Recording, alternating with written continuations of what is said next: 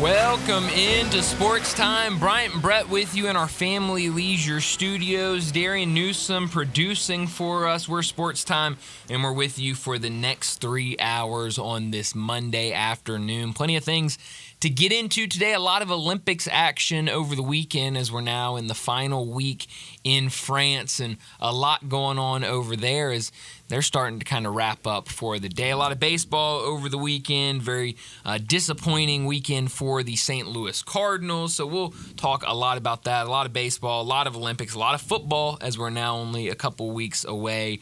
Saturday was 3 weeks from week 0, which is a very, very good feeling. So under 3 weeks until we get some real college football, and obviously preseason NFL football really gets kicked off later this week. But Brett, how are you this afternoon? Brian, I'm doing well, and you're right. The weekend at the Olympics was just terrific, and I think NBC wanted it scheduled very much for the big weekend TV audience to watch, and a lot of goal, and a lot of really great drama and fun competition. Today, Sam Kendricks from Ole Miss, he got a silver medal in the pole vault, although I'm still seeing pole vaulting going on. Interesting. Is it over or is it not? I definitely know he won silver. I saw that headline earlier, so it must be different divisions or something. Okay. I don't know the steeplechase was today. Did you watch? That's your sport. I saw they would flip kind of back and forth to it. I didn't watch much of it, but I saw that it was on. Yes. And it got rough and tumble. They were going around where they jump over through the water. I'm sure there's a more technical term than that.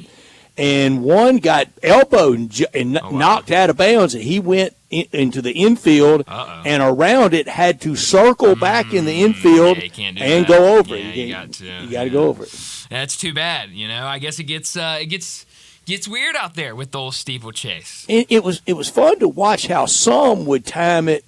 And, that great athleticism. Of course. And they would land on their foot and push off of that and kind of clear the water. Yeah. And then others would almost do it like a hurdle and very much land in the water. Yeah, very interesting. The different, styles of strategies of steeplechase. I told you when I was watching the trials when they did steeplechase, I was blown away with the entire event. And so, that's... I swear they weren't even breathing hard when they were through. Well, I breathe harder walking 2.5 miles every morning than those guys were breathing. I guess that's why they're Olympic athletes. Yes, and I'm not, And I'm never going to be confused. Yes, I can sit here and... I do know a role now in the NFL I could play. I could be that 12th man and go out there and hold.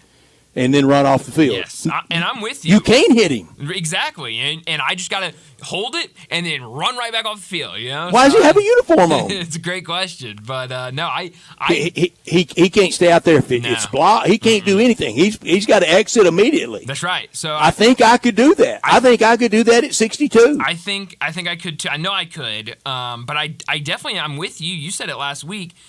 Forget having backup long snapper do the holding. Like let's get equipment manager or just some random person from the stands in there. If it comes to college, auction it off for NIL. Oh, even better. I mean, we're already saying we'll do paid admission to practice and autographs. Let's do an auction for the holder. If that comes to college, auction it off.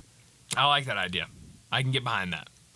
I don't think I've ever held in my life though. But I think I could catch a snapback. Well, it's not even snapback. No, he's sitting there holding it on a tee. Yes. Now, the bad thing is like if you have somebody that gets a little nervous with them running up to kick it, that they're let go too soon. I've heard every coach tell the holder, you got to stay there. Exactly. So that could be. We can take a jam finger. Exactly. I've heard that. So, that could be where it gets a little. Hey, Brett, don't forget laces out. Got to. That's another thing. But it's on the tee. That's true. They already put it on the tee. I'm not having to spin around. You're right, Darren. That's true. But I think you're on to something, though, Brett. I like that. I like that idea. NFL, I'm serious. Wouldn't that be a great, big brothers, big sisters? Sure. A St. Jude? St. Jude's so connected with the NFL. Wouldn't that be great? I think that's a great idea. Why not? I don't see anything wrong with it. Now, would we have enough time to get off the field before it was really coming at us? Yeah, that's a great question because I don't know if I don't move trust very well. us. If somebody, and you couldn't do it with charity because somebody got hurt. My goodness. Yeah, because someone breaks free and they're running to the end zone and you're trying to get off the sideline. It could get a little. Well, we've seen that in a couple of spring games when they've let people run for touchdowns. One year at our spring game, the late great Stan Sandroni almost got caught up in the pile. Really? They were going to couch Stan hit the deck. Hit the deck. Oh, good Lord. Yeah, so maybe we'll have to workshop it a little bit. I think it's a good idea.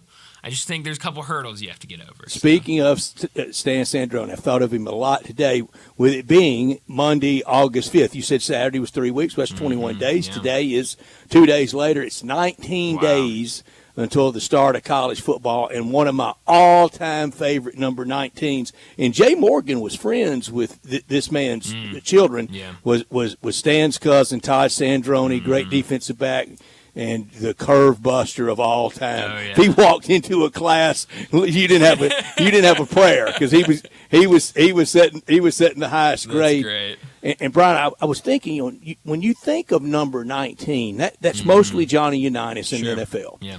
Lance Allworth in the NFL. It's not a lot of college, but I swear, all my life, or since I've known of these players, two in the 70s, and Todd playing in the 80s at Ole Miss. And I get to see Todd a lot. There's a restaurant called The Sizzler in Oxford. I swear, I go once a year. The Friday night I go to The Sizzler, I'm going to run into Todd Sandroni out there.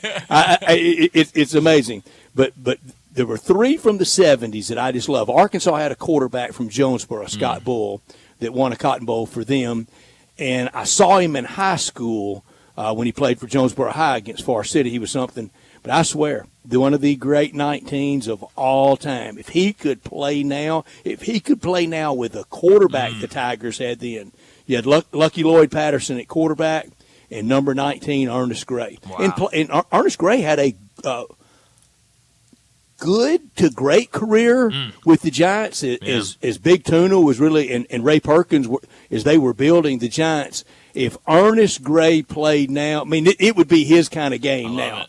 He was so good, hands were so good, and Lloyd Patterson would be absolute cheat code with what quarterbacks can do now. But I thought all those today with it being 19, and we're getting a lot closer. Oh yeah, we are. Tomorrow will be 18, and there's no doubt who I think of with 18. That's Elijah Archibald Manning, and his baby son had quite a weekend. Saturday night he went into the Mississippi Sports Hall of Fame, and then on Sunday, the New York Yankees honored him with a bobblehead of him in a uniform, Yankees pinstripes. Really? And then he threw out the first pitch yesterday. Wow, I missed that. I got to get my hands on one of those bobbleheads. Oh, you got to. I put in a couple orders to people. If they all come through, I'll have bobbleheads everywhere. I love it. Go hit up eBay. I'm sure they'll be popping up on eBay soon. I'm sure they will, but we'll see what next year on this weekend has to hold for Eli Manning. It was a lot of conversation. Every time I turned on WHBQ this weekend on Fox Sports Radio, I swear it was a conversation about the class for next year.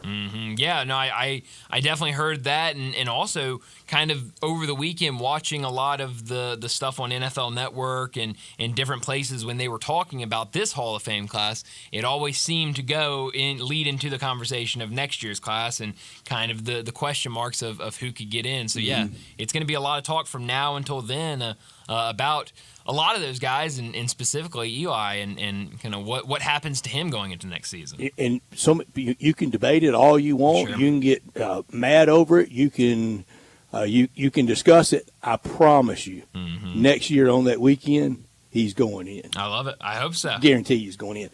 And how about this? So the first time they roll out the new Hall of Fame class is always at the Super Bowl. Yeah. That Friday that Gary Myers talked to us about, that's the Friday that they really, they close the door and that's when the debate begins. Yeah.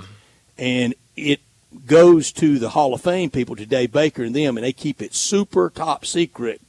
And then they get them to NFL Honors that runs on Saturday night, the big TV show. And that's the first time it's revealed. and then on Sunday they're announced on the field. Well, guess where Super Bowl is next year? Eli Manning's hometown, New Orleans, Louisiana. Oh, that's right. Yes, because where else would Super Bowl licks be other than New Orleans? I mean, exactly. How appropriate for it to be there. And wouldn't it be great for the absolute beatings his dad endured at the Superdome with the Saints? Wouldn't it be great for him to be able to see it? But that's next year. Friday night, we had another no-hitter.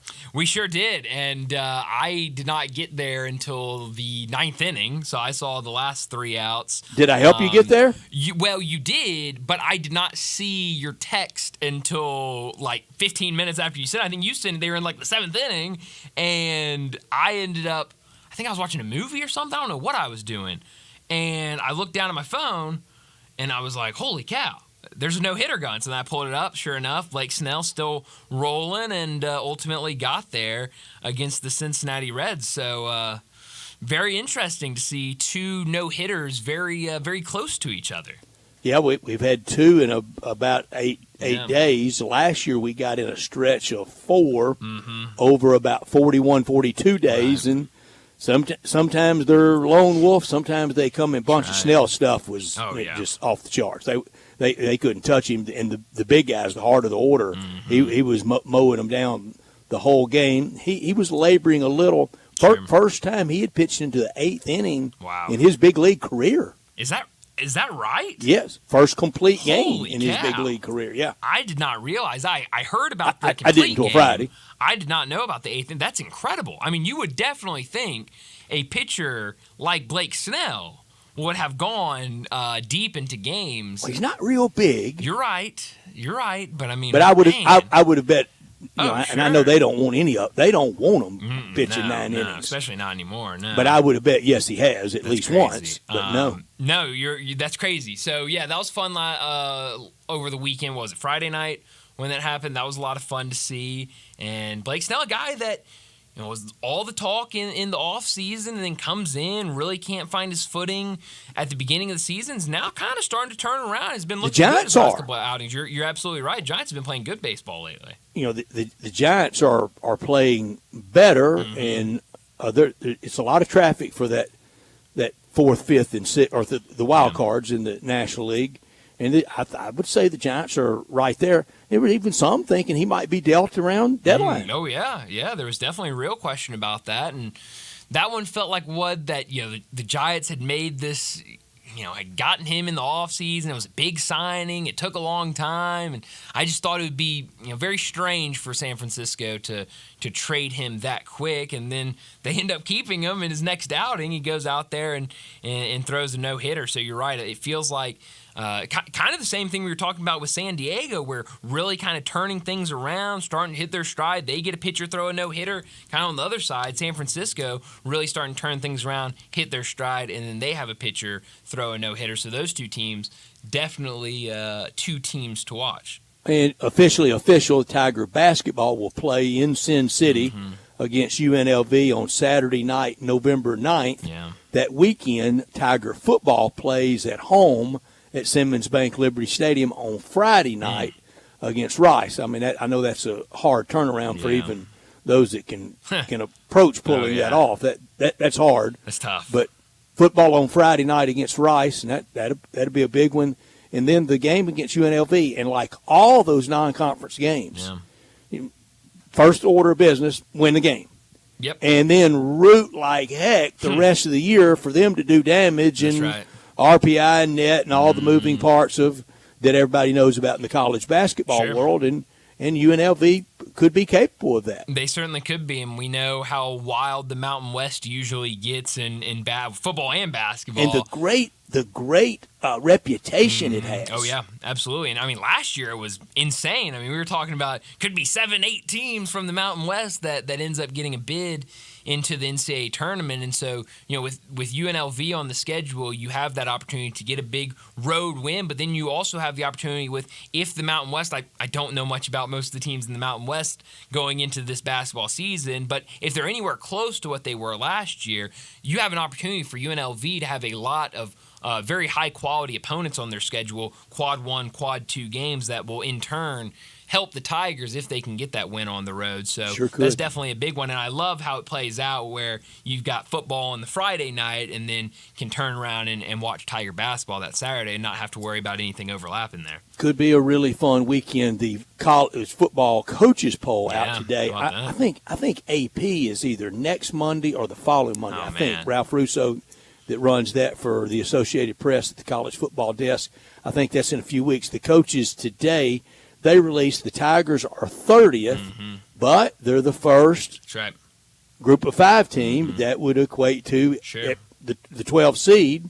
And we'll hash it. We'll get more into that and what's trending about 5:30 or so. Definitely. So, definitely a big day with Coaches Poll coming out and just feels more and more like football season. 19 days, hard to believe. And it looks like most of the magazines and most of the conversation that we've really had since the way too early polls first started getting released around spring. Absolutely. Around spring games. Yes, nothing crazy changed from any of those magazines, but we'll definitely. What will change it now is what really matters on the field. Oh yeah, the wins and losses, the actual action. So we'll come back to that and talk about the coaches poll during what's trending. But let me set up today's show before we get to top and not top story of the day at 3:30. Really excited about this. Andy Mears from First Tee Memphis will join us. They do an awesome thing where they're really in the community and helping out. Kids get involved with golf, so definitely want to talk to him about what they're doing over there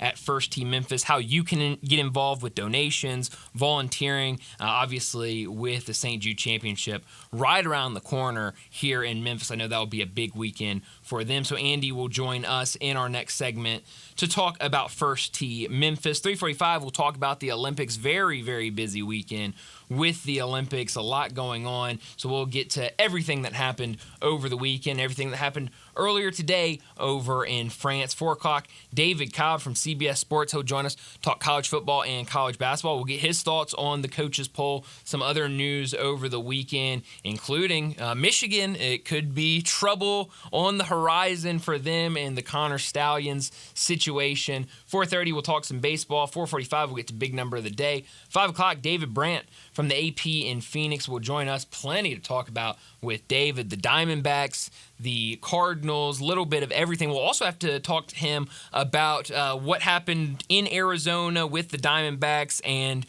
Bally Sports. So and 2 Olympians. That's right. You're absolutely right about that. So plenty to get to with David Brandt at 5 o'clock. And no outpost that covers the Big 12 better than Phoenix, right? Exactly. With yes, Arizona State absolutely. now. Headquarters of the Big 12. Yeah. You're absolutely right. So plenty to talk about with David at 5 o'clock. 5:30, we'll get to what's trending, and at 5:45, wrap up today's show like we always do with Crunch Time. Let me remind you, we're in our Family Leisure Studios where family and fun come together. Summer is here and it's time to party. Head over to Family Leisure where they've got great deals like the 24-foot above-ground pool for $19.99.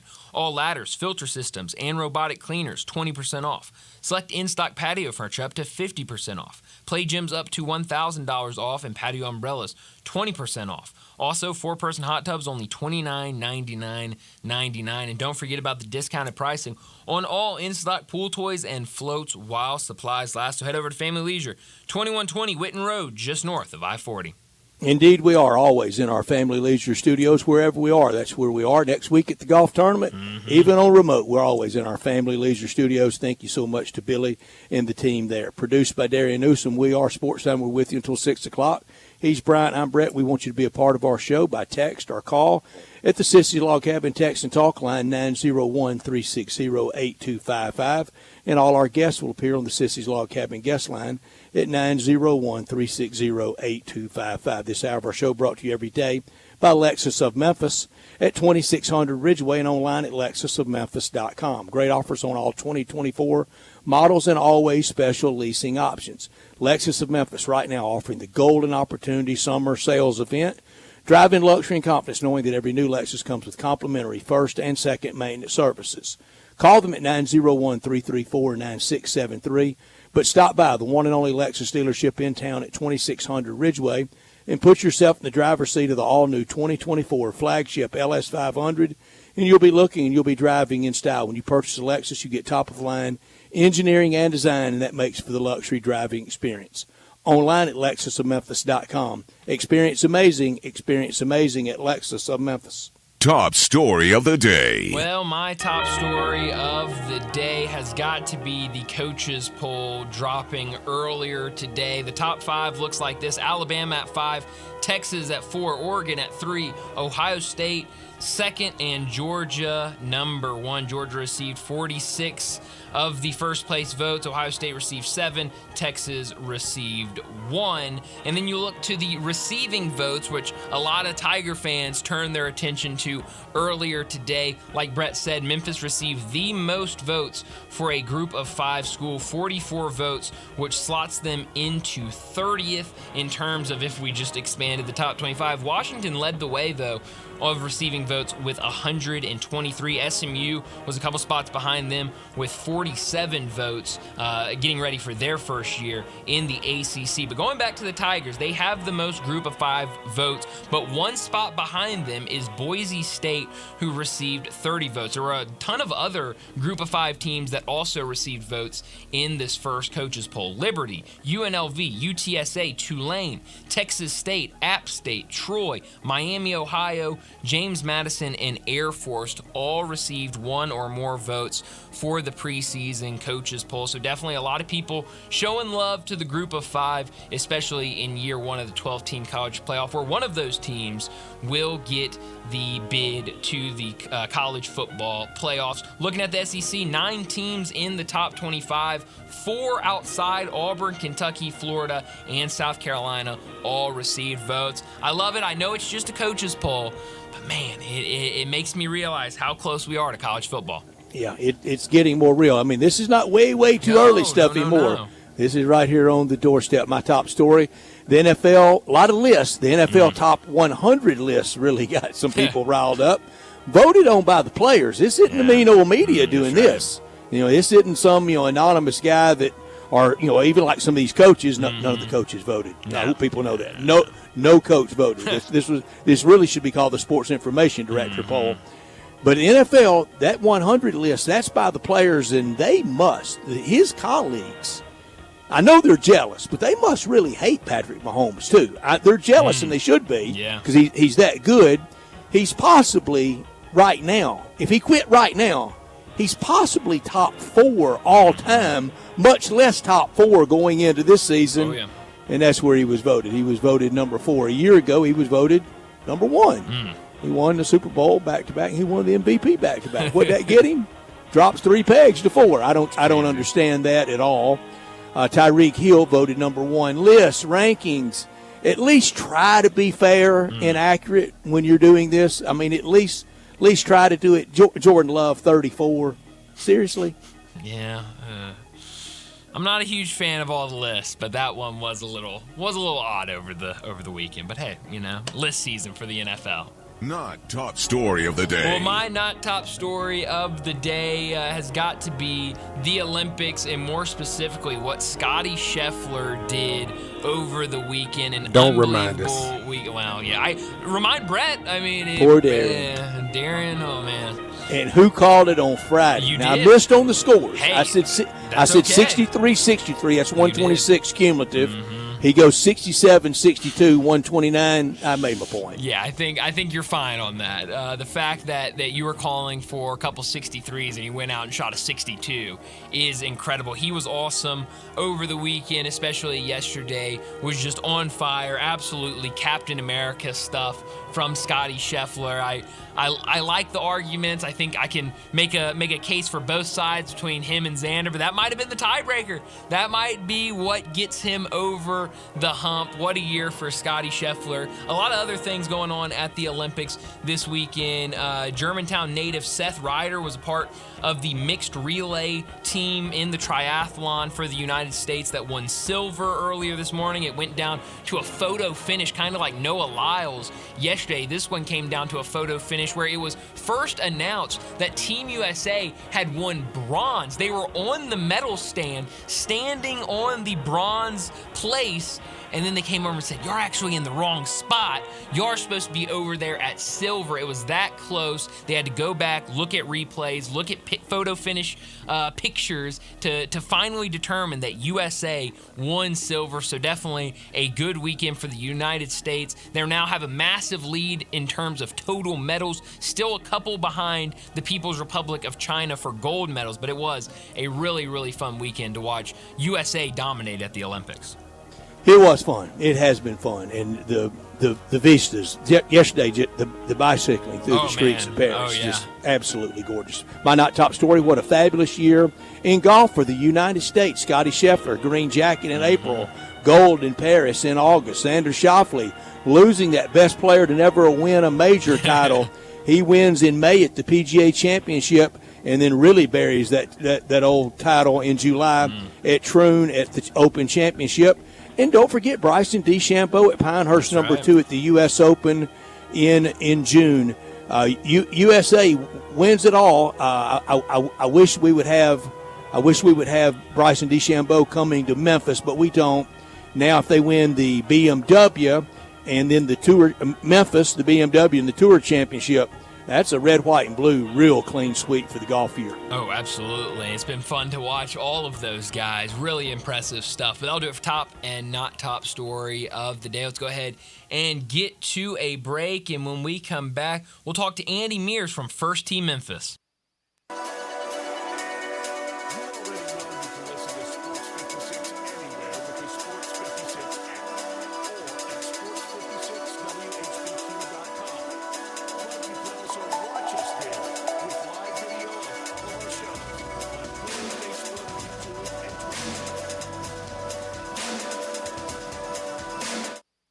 Make your next grill your last with a Big Green Egg.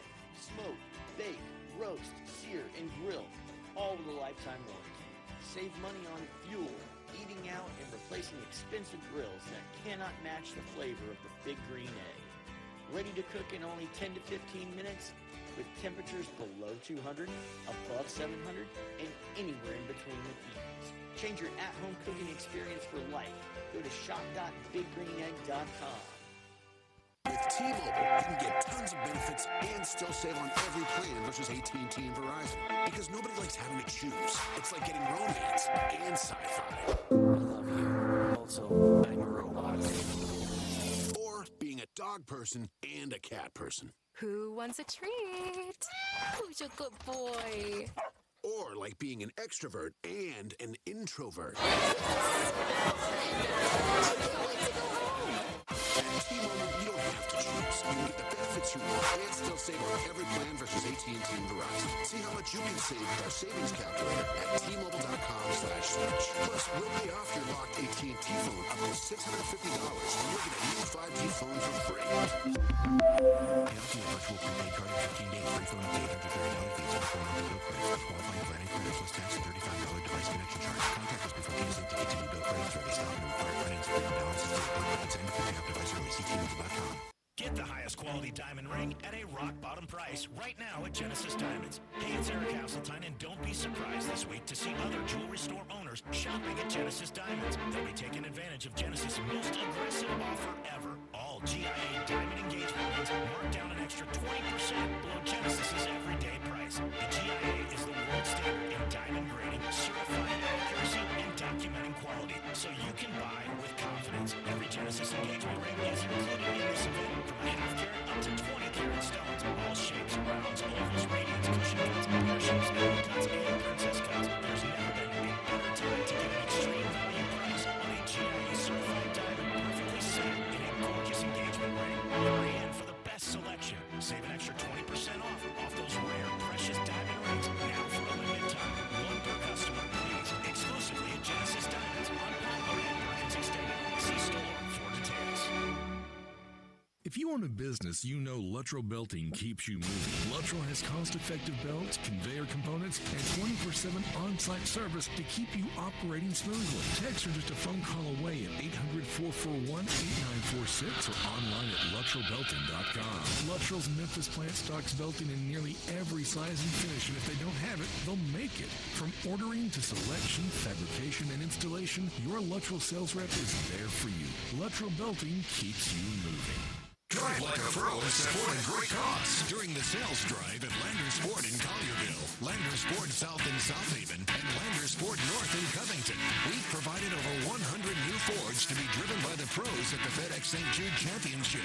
Now they're all being sold with demo prices. That's right. Over 100 new Fords driven by the pros are being sold with demo pricing below market value. A portion of the proceeds go directly to the St. Jude's Children's Research Hospital. This is a once-a-year opportunity to trade up and drive like a pro while supporting a great cause. Visit LandersMemphis.com.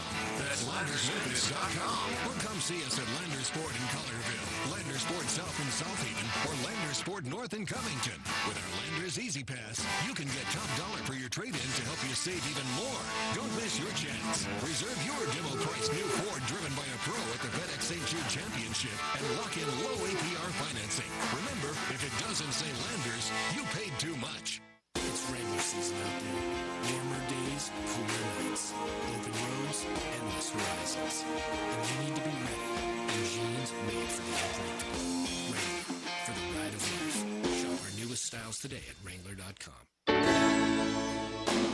Listen each and every Sunday morning at 10 a.m. and join Ottawa Presbyterian Church for worship.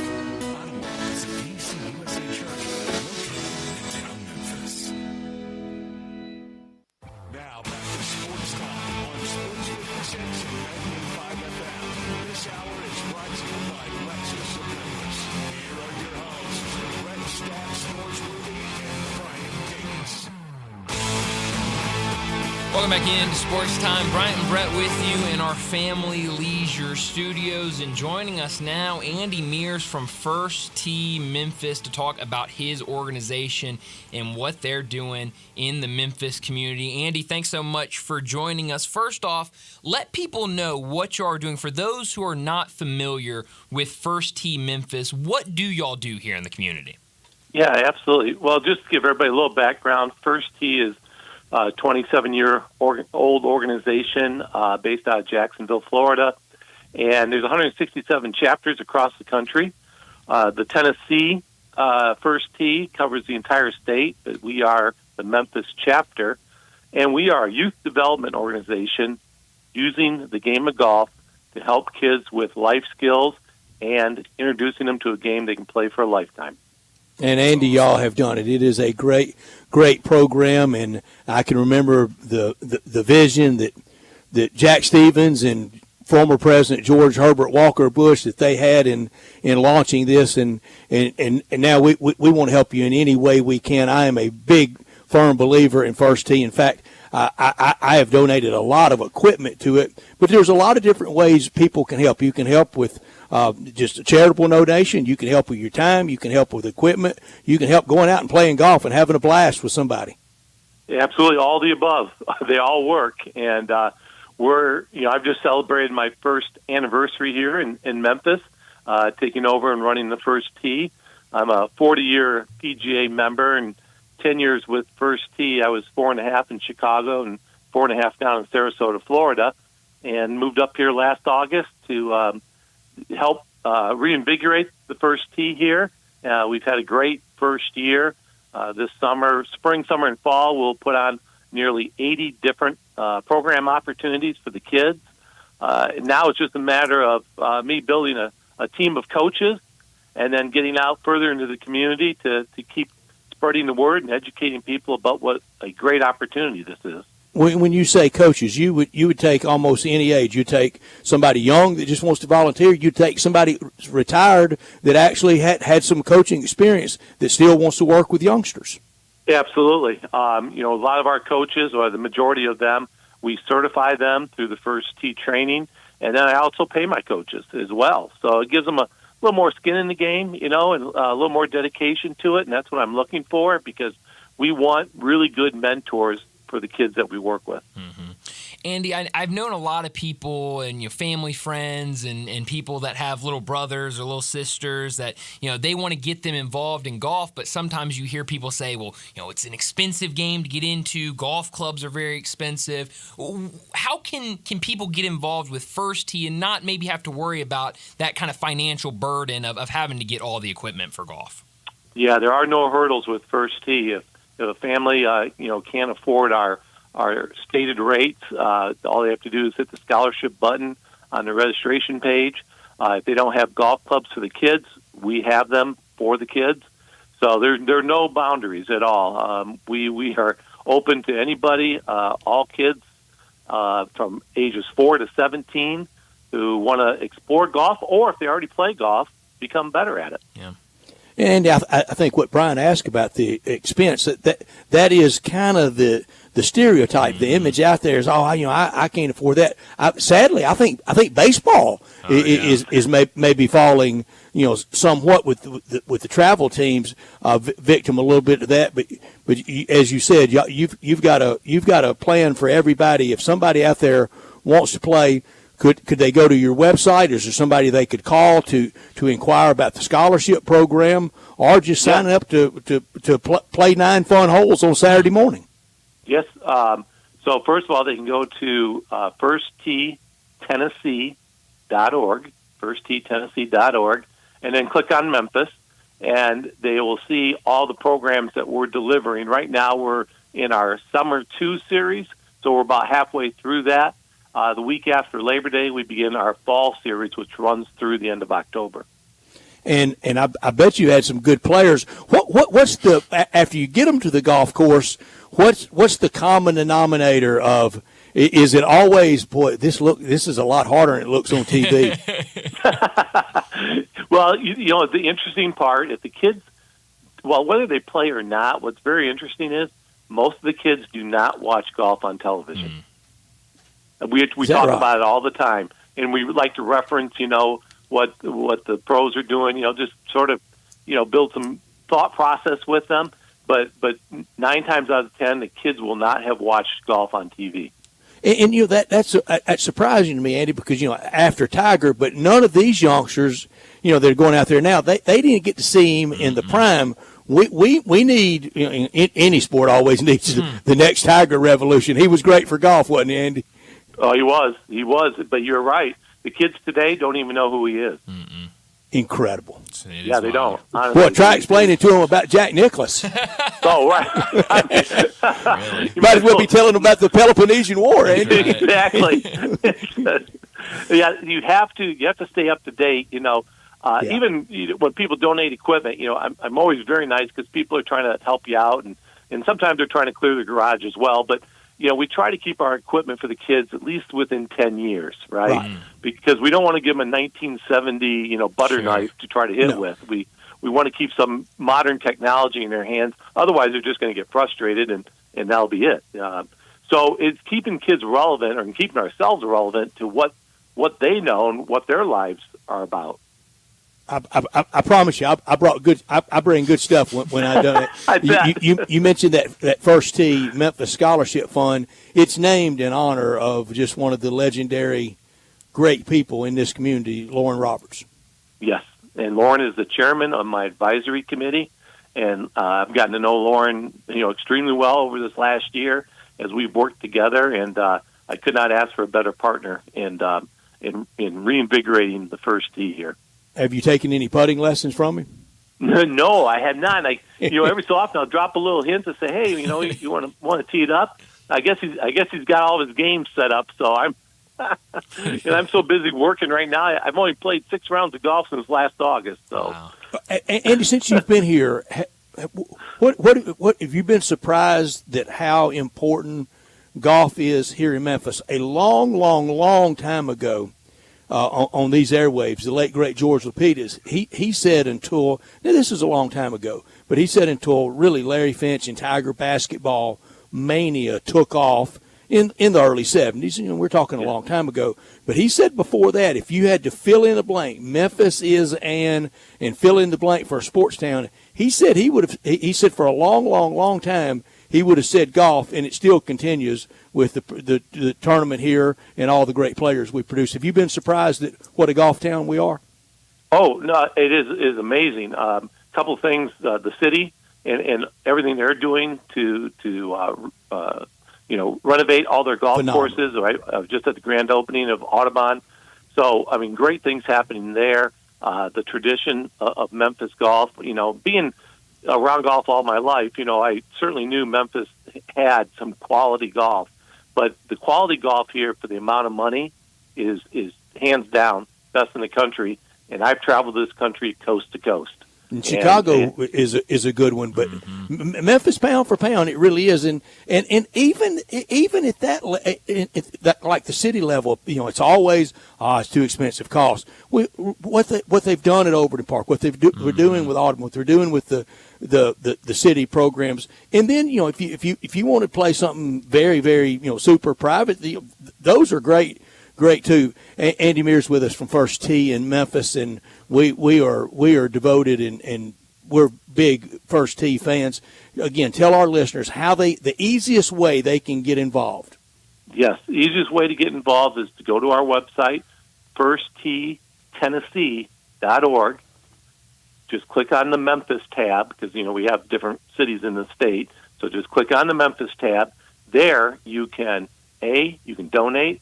B, you can volunteer, and C, you can register a participant. Man, and Andy, it's like anything else charity. I don't care if you're out volunteering at Special Olympics, doing something for St. Jude.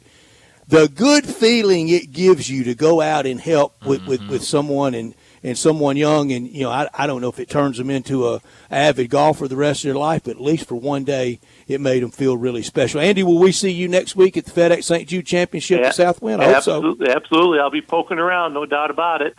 Please come by and see us, okay? Yeah. Will do. Absolutely, guys. Thanks so much for your time today. Thanks, Andy. Anything for you, Andy. Thank you. All right. Take care.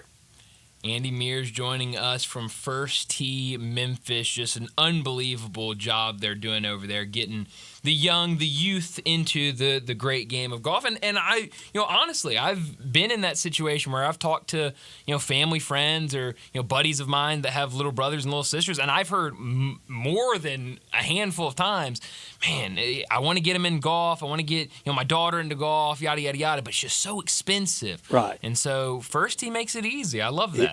It does, and it's a great program that so many people that can have fun the rest of your life. Yeah. Look, if you can make it in the NBA or in the NFL, go crazy. I love it. Knock yourself out. Yeah. But I can tell you this: you're not going to be playing pickup basketball even at 50, and nobody plays pickup football. No. High school football ends at football. That's right. You play golf. That's right. The rest of your life. Oh, yeah, absolutely. So definitely a great thing they're doing.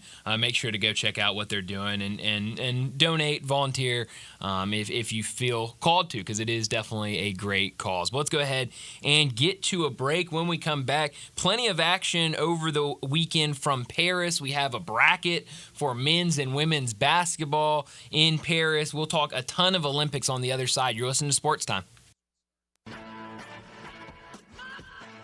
Start your day with Sports 56 Mornings with Greg Gaston and Eli Savoy. Weekday mornings from 7 to 10, right here on Sports 56 and 98.5 FM. Looking for sports in all the wrong places? Try the Owner's Box Sports Bar and Grill in Lakeland Town Square.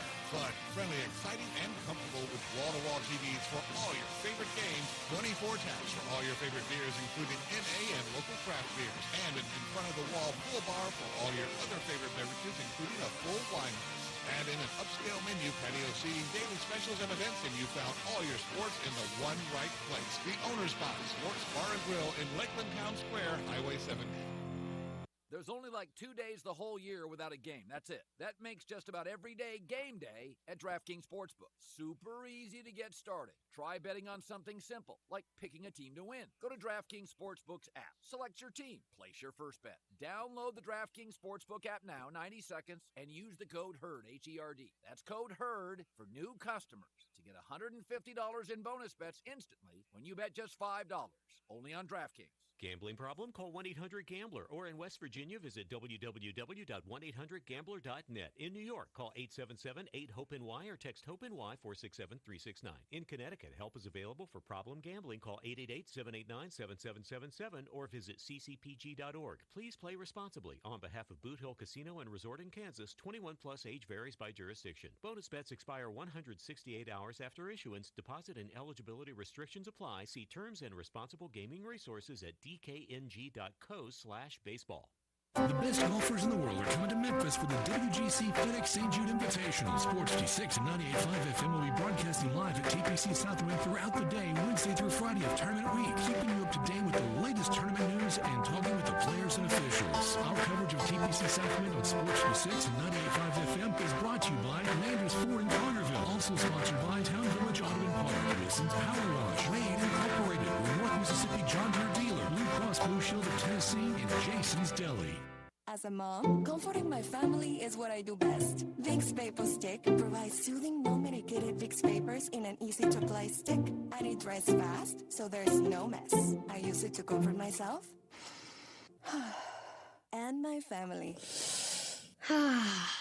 Thanks, Mom. Vicks Vapor Stick, soothing comfort for the whole family. And when you need more comfort for yourself, try Vicks Vapor Shower Max for steamy Vicks vapors. Use as directed. Vapor Stick for use ages 4 and up. Vapor Shower Max use for adults only. Hi, this is Troy Fiveash, owner of Fiveash Roofing. In these uncertain economic times, there are so many things as a contractor and a business owner that I cannot control. The rising cost of materials, not to mention fuel and transportation costs. In the last 2 years, shingle prices have almost doubled, and commercial materials have doubled. And I don't have to tell you what fuel costs these days. But you know what I can control? How much markup I put on a project. I have always prided myself in knowing I never gouge a customer. But in an effort to ensure my crews have work and my customers are being treated fairly, I have lowered my profit margin, hoping to give you a price you can live with and keeping my crews busy. So if you need a roof or gutters, please give us a call. Fiveash Roofing, fair, honest, and ethical. Fiveash Roofing, a proud sponsor of Tiger Athletics and a member of the Tigers home team. 367-0050 or memphisroofer.com. 367-0050 or memphisroofer.com.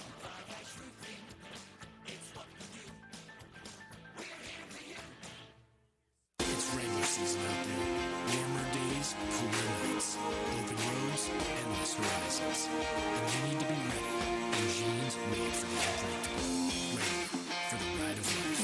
Shop our newest styles today at Wrangler.com. Now back to Sports Time on Sports 56 and 95 FM.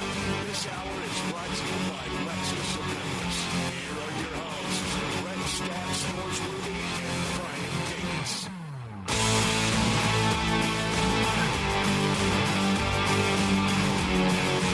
Welcome back into Sports Time. Bryant and Brett with you as we only got a couple minutes left in our first hour, but we got to talk the Olympics. A lot of good stuff over the weekend. Brett was watching a ton of steeplechase today. A little Olympic music. I love it. It's a great music. Beautiful. It is beautiful. It's what was your favorite thing over the weekend from Paris, Brett? Scotty Scheffler. Oh man, how could it not be? That was incredible.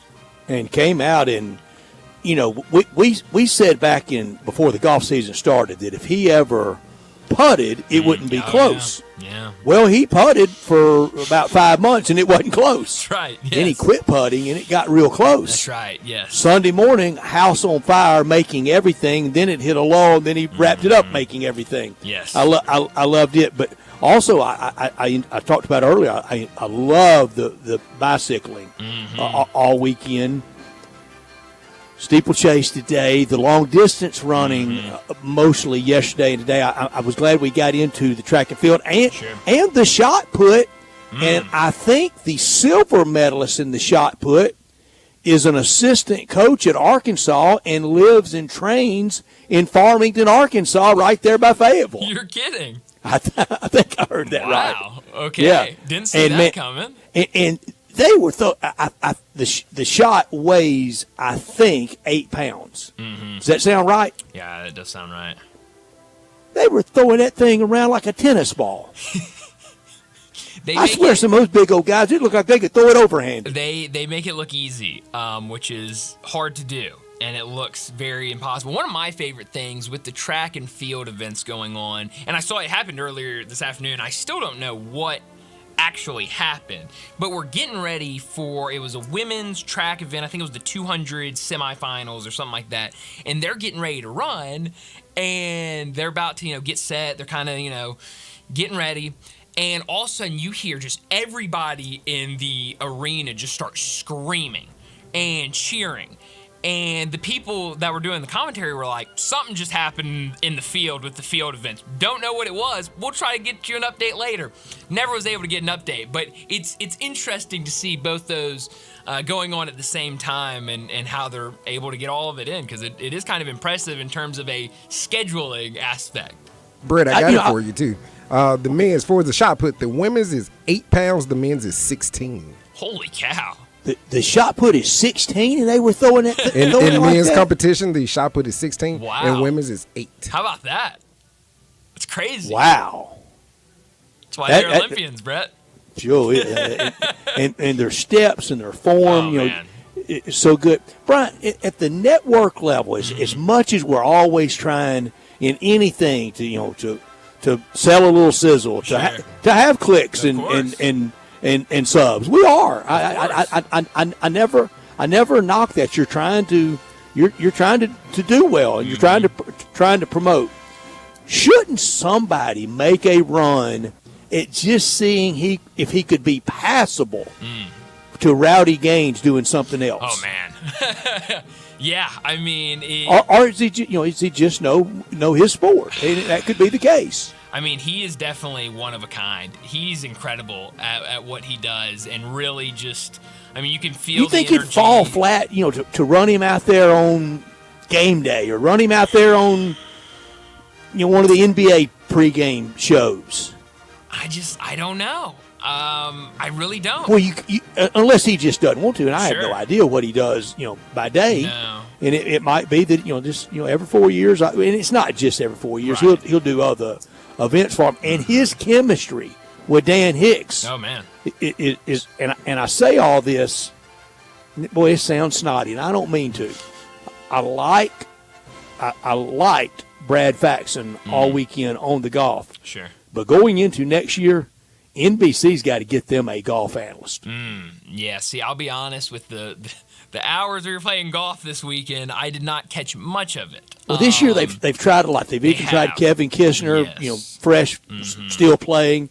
They've tried Brando Chambly at the course, and he's so good, kind of at the desk, but I don't think it's really transferred to analysts. And at NBC, they're still trying to fill Johnny Miller's shoes. Sure. And I think that's proved to be what they thought. Paul Azinger really didn't work out, and this weekend Brad Faxon was good, but I don't think he's the permanent big voice.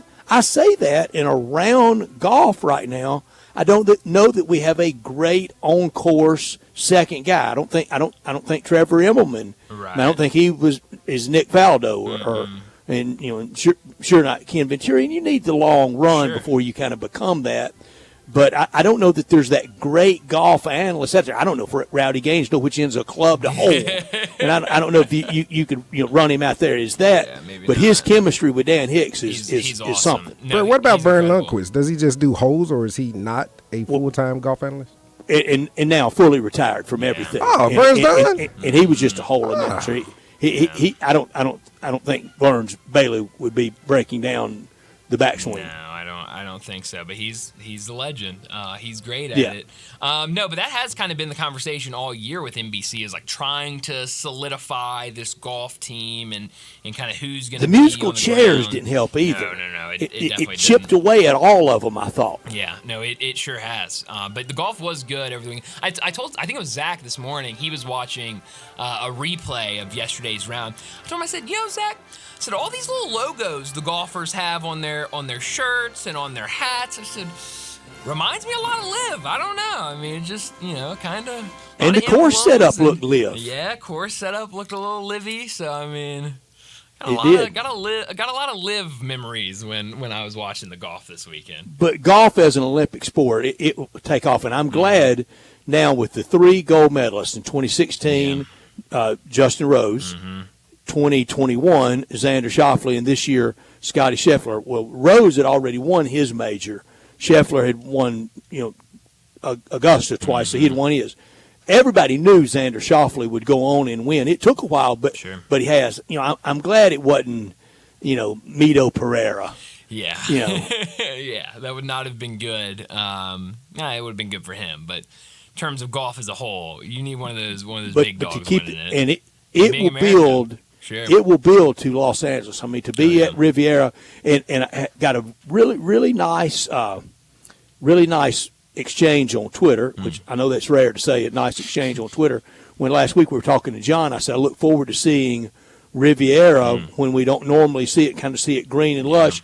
And he said, we've seen it a couple times at PGA Championships, and the texture was right, and it looks so different, plays so differently than the regular tour event in February. Yeah, you're right, and so that'll be fun to watch. I also saw today that they did a tease for flag football in the Olympics in 2028. It was Justin Hurts, and he was at the Coliseum, and he dipped a football in fire and threw it up. Very, very staged, but he threw it up, the football on fire, and it lit the cauldron at the top of the Coliseum. It was cool. And that Coliseum, now they will have to put the track back in there. It used to have the track around it. A lot of college football stadiums used to. Ohio State had the track around it. Texas had the track around it.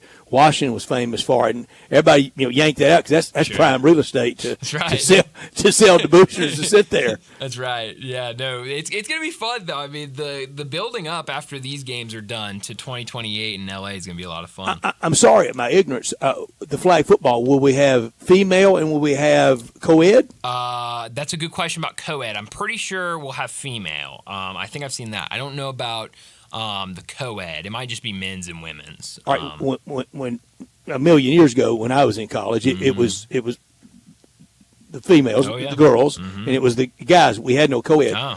My nephew at Alabama played in a co-ed league and said it was a blast to play in. Yeah, I played in a co-ed league when I was in college as well, and it's fun. It's a good time. So, and the hero of his team was former Alabama running back Major Ogilvy's daughter. Wow! Was in that league, How about and that? he said, just run the little swing pass to her and give them 6. Nobody can catch her. That's great. I got into a heated argument with one of my best friends during co-ed flag football in college. So not the best memory, but I was right. He was wrong. I mean, let's. Of course. I mean, flag football was great to play and to go to. Oh wasn't yes, it? yes. No, it was definitely a good time. At Fayetteville, the Super Bowl of the girls and the guys would be at the football stadium. Oh, that's awesome.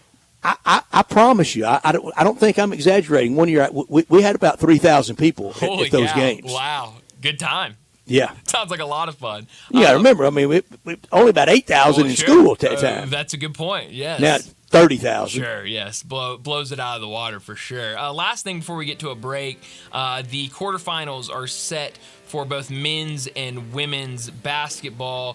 For the men's, France versus Canada in the quarterfinals, Germany versus Greece, Brazil, United States, and Serbia, Australia. I knew as soon as I said it. I got my Alabama players confused. It was not. Man. It was not Ogilvy. It was Paul Caruth's daughter. Oh, Paul wow. Caruth was a great running back and played with Packers. His daughter was the star of co-ed football. I mean, hey, at that point, you just got to give it to her every play. Yeah, get out of the way. Yeah, get out of the way and score a lot of touchdowns. But let's go ahead and wrap up this hour and get to a break. When we come back, we're going to talk a whole lot of college football and college basketball with David Cobb from CBS Sports.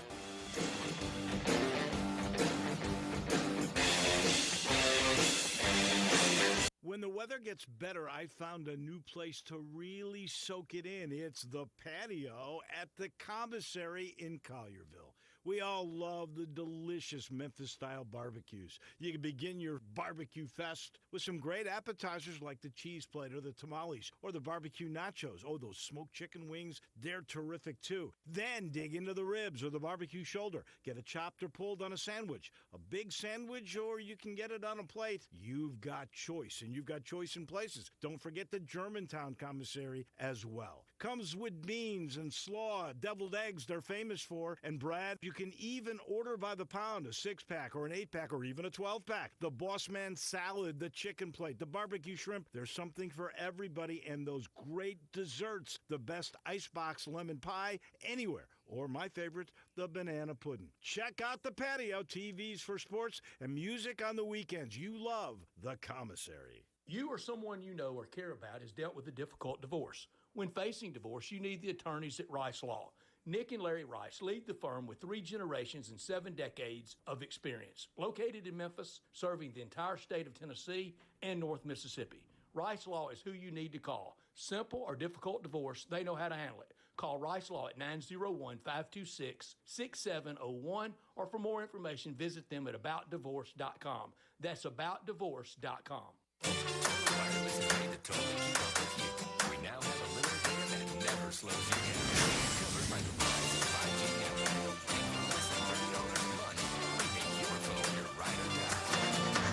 Now pick a free 5G phone with a qualified plan purchase. And your fourth line at no additional cost.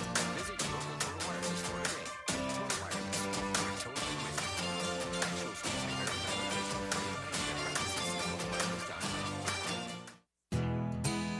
Nestled in the heart of East Memphis, located corner of Park and Cherry, is a beautiful residential neighborhood. I'm here at Town Village Audubon Park interviewing a new resident, Carolyn. Share with us why you chose Town Village. Well, if your parents or special friends need to make that big move, let me share with you my experience. It was tough for me to leave home, but then I discovered Town Village. I would like to highly recommend Town Village to you and your loved ones. After looking at all the amenities and meeting all the people and staff, I was hooked. From restaurant, bistro, 3 meals per day, housekeeping, transportation, security, health care, physical therapy, exercise room, and even a heated pool and spa. Come see us and make your new home in Town Village. Visit us and call Daniel at Town Village Audubon Park at 901-374-7342. There's no place like home, Town Village. Don't be surprised this week to see other jewelry store owners shopping at Genesis Diamonds. They'll be taking advantage of Genesis' most aggressive offer ever. All jewelry and a diamond engagement is marked down an extra 20% below Genesis' everyday price. That's right, the vault is open, and we're selling the finest handcrafted diamond rings at rock bottom prices now for a very limited time. The GIA is the gold standard of diamond ring, certifying accuracy and documented quality. So you can buy confidence. Every Genesis engagement ring is included at this event, and gearing up to 20 karat stones.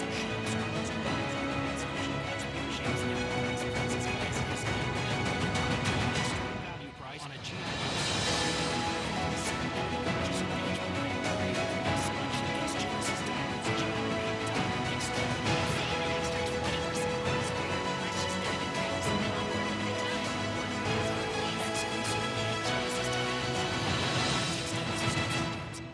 The best golfers on the PGA Tour are coming to Memphis to kick off the FedEx Cup playoffs at the FedEx St. Jude Championship. Sports 56 and 98.5 FM will be broadcasting live at TPC Southwood throughout the day, Wednesday through Friday of tournament week, keeping you up to date with the latest tournament news. Our coverage from TPC Southwood and Sports 56 and 98.5 FM is brought to you by Landers Ford in Collierville. Also sponsored by Sissy's Log Cabin, First National Bank, Ronnie Grisani's, Banyan Tree Realtors, DeSoto Honda, Jim's Place, and South Haven Supply.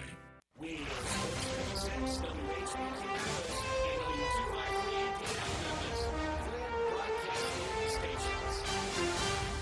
Joining Brian and Brett now on Sportstime is National College Football writer for CBS Sports, Memphis native and Tennessee grad, who you can find on Twitter X at David W. Cobb. It's David Cobb. David Cobb joins us now from CBS Sports to talk college football and college basketball. David, thanks so much for joining us. We got to start with the coaches poll dropping earlier today. Got any big takeaways or winners, losers, underrated, overrated? What do you got from the coaches poll? Give us some outrage, David. Yeah, outrage season is upon us. Yes, it is. If you're looking for some, it's Alabama at 5. That seems generous to me. We are just riding on the coattails of Nick Saban's success and the Big Crimson A. I'd be fine with Alabama at 8, 9, 10. But 5, I mean, this is a team that does lose basically its entire secondary, including 2 first-round draft picks at cornerback. And there are some pretty serious questions at receiver where they might be starting a true freshman in Ryan Williams. So if you want the hot takes and the outrage, there it is. Alabama at 5 is the one that sticks out to me as an overrated team in this poll. Where would you have Alabama ranked in the SEC? I'd have them behind Ole Miss, to be honest with you. So it's Georgia, Texas, Ole Miss. Then I think it's probably Alabama at 4, but I think you could make the case for Texas A&M. I think you could make the case for LSU. So it's not a slam dunk, really, for me at 4, but that's probably where I would have the Crimson Tide. And I know that'll sound kind of wild to some people to have Ole Miss ahead of Alabama, but let's just look at the reality, the continuity, the rosters, and take away the logos and the history, and just look at what they're going to be in 2024. And I think if you do that, then you have to really seriously consider putting Ole Miss ahead of Alabama in some of these preseason predictions. I can already hear people asking, how is Miami ranked 19th in a coaches poll, especially after what happened last year with that team and kind of how they fell apart. What should people expect with this Miami team going into this year? They've got a chance to actually do it and actually be good and actually compete for the ACC title and absolutely compete for a spot in the 12-team college football playoff. The thing about Miami and the reasons why they might actually be back now, to me, it has to do with what they did in the transfer portal, particularly on offense, where they went out and got Cam Ward at quarterback from Washington State. And then they also went out and got Damian Martinez at running back from Oregon State. If this is finally going to be a Mario Cristobal caliber offensive line, and then you put those two guys in the backfield together, I mean, they're going to be scary. And their defense is already poised to be pretty solid because they bring back some really good players, and they fortified themselves on the defensive line in the portal. So if Mario Cristobal cannot win 9 or 10 games at least with this roster, then it verifies to me what I've suspected all along, which is that he's not actually a very good coach. He's just a good recruiter. But I think even a bad coach should be able to win 9 or 10 games, honestly, with this Miami roster. David Cobb, our guest on Sissy's Log Cabin guest line. And right there at 19 and 20, that's a battle of disappointing teams, isn't it? Miami and Texas A&M. Without a doubt. But Texas A&M has a chance to kind of flip the narrative and be a surprise team this year. With Mike Elko in, the expectations are down, and they were always so high under Jimbo Fisher. The expectations were through the roof. Now those expectations are diminished because it's year one with a new regime. The league is getting tougher with Texas and Oklahoma coming in. There's just not as much expected of the Aggies right now. I think a lot of people are just kind of writing them in for 7-5 or 8-4, and you know what? Anything above that's just icing on the cake, and that gives them a great chance to kind of sneak up and be a surprise team, especially when you look at some of the teams they'll have a chance to beat on that schedule. Yeah.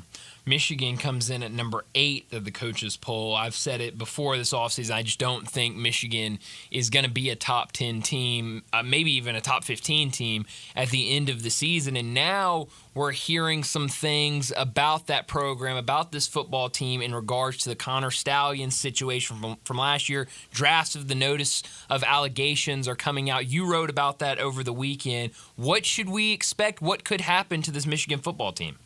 Right. It looks like they are not done yet. They're not out of the woods. There was a case that was finalized in April, but that was due to some illegal recruiting stuff back during the COVID era. And now there's this second case, the cheating scandal, the Connor Stallions espionage case that they still have to have adjudicated by the NCAA. And sounds like the NCAA is got Sharon Moore in the crosshairs there, and so he could end up getting suspended. Which I know everybody's like, well, wow, what does that even do? Because Jim Harbaugh got suspended twice last year, and Michigan still won it all. But I'll point out the difference this time is that in September, Michigan has to play Texas and USC this year. So that's the big difference. If Sharon Moore gets hit with a early season suspension like Harbaugh did last year, they'll actually have to play a legitimate real football to beat some of the teams that are on their early season schedule. So that would be the difference in a Sharon Moore suspension versus Jim Harbaugh suspension, is that there's actually some difficult opposition in the first few weeks of the schedule this time around. David, how much do you think it really helped Michigan? And for both y'all and for our listeners, I'd love to hear people at the Sissy's Log Cabin text line 901-360-8255 answer this simple question that I'm going to have David and Bryant and Darian all answer. How much did it really bother you? Are you talking about the cheating Connor scandal? Stallions? Yeah. It's just extra. It's just over the top. It's just blatant and weird. It's weird that you would have somebody go covert, undercover, for the purpose of stealing signs and to be all militaristic about it and to have a 500-page manifesto about it. It was just weird. That's the thing that stands out to me more than anything is how unnecessary some of it was. So weird and unnecessary. Bothered? No, because I know that everybody in college football is trying to get an edge, doing everything they can to win on the margins, even if it's not legal. So I'm not shocked or appalled. I just thought it was weird. Yeah. Right. I think for me, it didn't bother me at all. I thought it was more funny, seeing these pictures of Connor Stallions standing on the sidelines of a Central Michigan game against Michigan State, trying to be in disguise. It's hilarious that's happening in college football. So I think it was more humorous than bothering me, really. Darian, were you repulsed? And for me, Brett, the cover-up is always worse than the crime. Always. The cover-up is always worse than the crime, sir. Darian, that is really well said. It didn't bother me that badly. I don't think they copped a great edge. And I know nefarious things have always happened, but David, the NCAA's not letting go. They want to hammer Michigan, and they can't hammer Jim Harbaugh because they can't hammer many people anymore. Right. Well, what would really hurt them is they're looking for a nail, and they got the hammer. For sure, and this is an NCAA that has been diminished in its power, and now here's an opportunity for them to drop the hammer. And Jim Harbaugh's not there to take the punishment anymore. Sharon Moore was on that staff. He's a repeat violator because he was caught up in their previous violations case as well. So this could be I think the realistic expectation is a suspension for Sharon Moore, but if they decided to come out and try to force Michigan to vacate their title or assign Michigan a future postseason ban, oh my goodness, can you imagine? You know who's going to claim that title, don't you? There might be a few teams. There might be Bama. A few teams that try. That's right. Bama loves claiming titles, don't they? Yeah, they do. They do. You might see. They love winning them. They love claiming them. Yeah. Well, how about that? Kalen DeBoer would win 2 national titles then because his Washington team could claim it, Yeah, and then sure if his new team Alabama tried to claim it, then Kalen DeBoer kind of gets 2 national titles out of the deal. I'm curious, when you look at the teams receiving votes in the coaches poll, Washington leads the way with 123 votes. Not a lot of people talking about Washington this offseason. They lose Kalen DeBoer. They lost their starting quarterback, their star receiver, with their 1,000-yard back. They got a coach. They do have a coach. What do you expect from Washington, not only having to replace a lot, joining a new conference on top of that? Yeah, they've got no business getting votes for the coaches poll. I think that's a sign of respect for Jed Fish, though, because if it's other coaches who are voting on this, then they do see the head man there, and they know that eventually he's going to get it going. But eventually and now are different things. It took him not a while. He did it pretty quickly at Arizona, but it wasn't year one at Arizona for Jed Fish, and it's not going to be year one at Washington for Jed Fish. So I get it. This is a team that was in the national title game a year ago, and they made a nice hire, but this 2024 Washington team has got some rebuilding to do. So that was one that stuck out to me. There was a pretty massive disparity between Washington in that coaches poll and in our CBS Sports 134, where Washington was 40th in our CBS Sports 134. I think that's more in line with a realistic assessment for the Huskies this year than 26. David, Ole Miss came in at 6th, ahead of Notre Dame, ahead of Michigan, the defending national champ, and ahead of Penn State. There's no way Ole Miss is ranked that high or ahead of Penn State but for that Peach Bowl. I wish everybody would tell me how little the bowls matter. Quit telling me that and quit watching them, because TV ratings are great, and if Ole Miss doesn't win that Peach Bowl, there's no way on August 5th they're ahead of Penn State. That's a great point. That is absolutely true, I would say, and that bowl game goes a long way for Ole Miss. Because it's also it got them to their highest win total in program history. That's significant. That matters. Sure, Lane Kiffin got a nice bonus as a result of that victory. Tell that victory party back at the hotel that lasted literally until I got up the next morning to check out and leave. It was still going strong. Yeah, Ole Miss certainly knows how to throw a party as well. If we were ranking the party rankings, I'm sure Ole Miss would also be top 5 and ahead of Penn State, probably ahead of a few other schools on this list too. But it's huge, it's significant. And now you got Penn State that's got to replace 2 coordinators. They got to replace Manny Diaz, and then of course they're bringing in Andy Kotelnicki at offensive coordinator. And meanwhile, you look at the Ole Miss staff, and Pete Golding's back as defensive coordinator, and Charlie Weiss Jr. is back as offensive coordinator, and Lane Kiffin's back running the show, and you kind of know what you got with the reps a little bit. You have Ole Miss 6. Yeah, the coaches had Ole Miss 6, had Mizzou 11th. At the end of this year, pick one of those 2 that will disappoint, won't be there at the end. It'll come up a little short. Ole Miss or Mizzou? Missouri's my pick. They've got so much to replace defensively, including their coordinator, Blake Baker, who left for LSU. So the difference, though, or what gives Missouri a chance to survive that attrition on defense, is the fact that they might have the most favorable schedule in the SEC. I mean, it's as far as an 18-game schedule can go in this new 16-team super conference.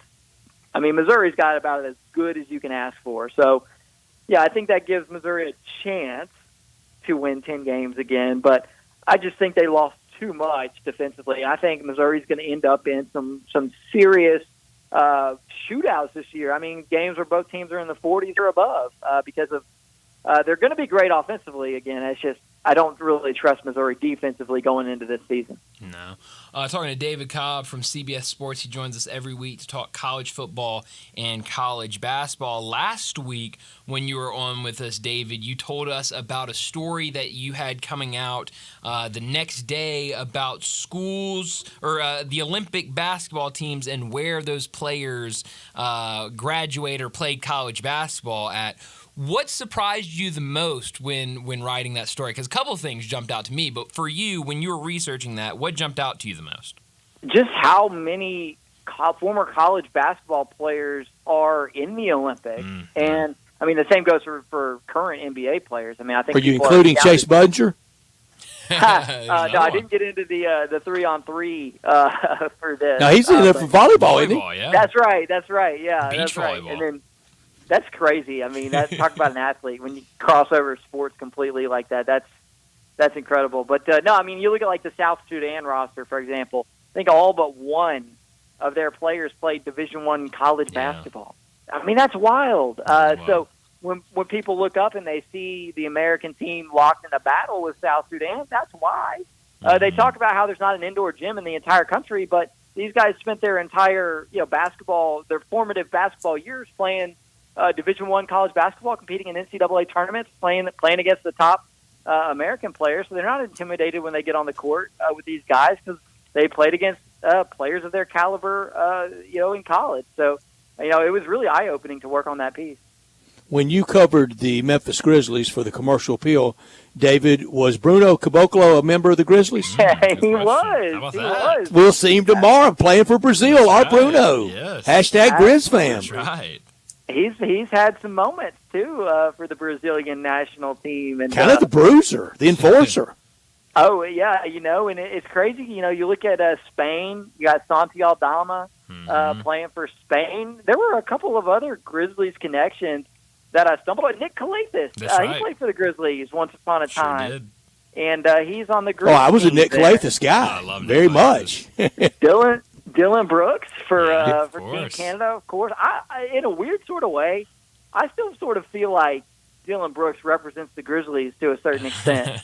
I don't know if that's all positive. I mean, he was a unique character, but but he's balling out for Team Canada. And boy, you talk about folks who won't be intimidated by anybody. If we end up with a Team Canada, Team USA game, I mean, we know Dylan Brooks is ready to go out there and defend LeBron James.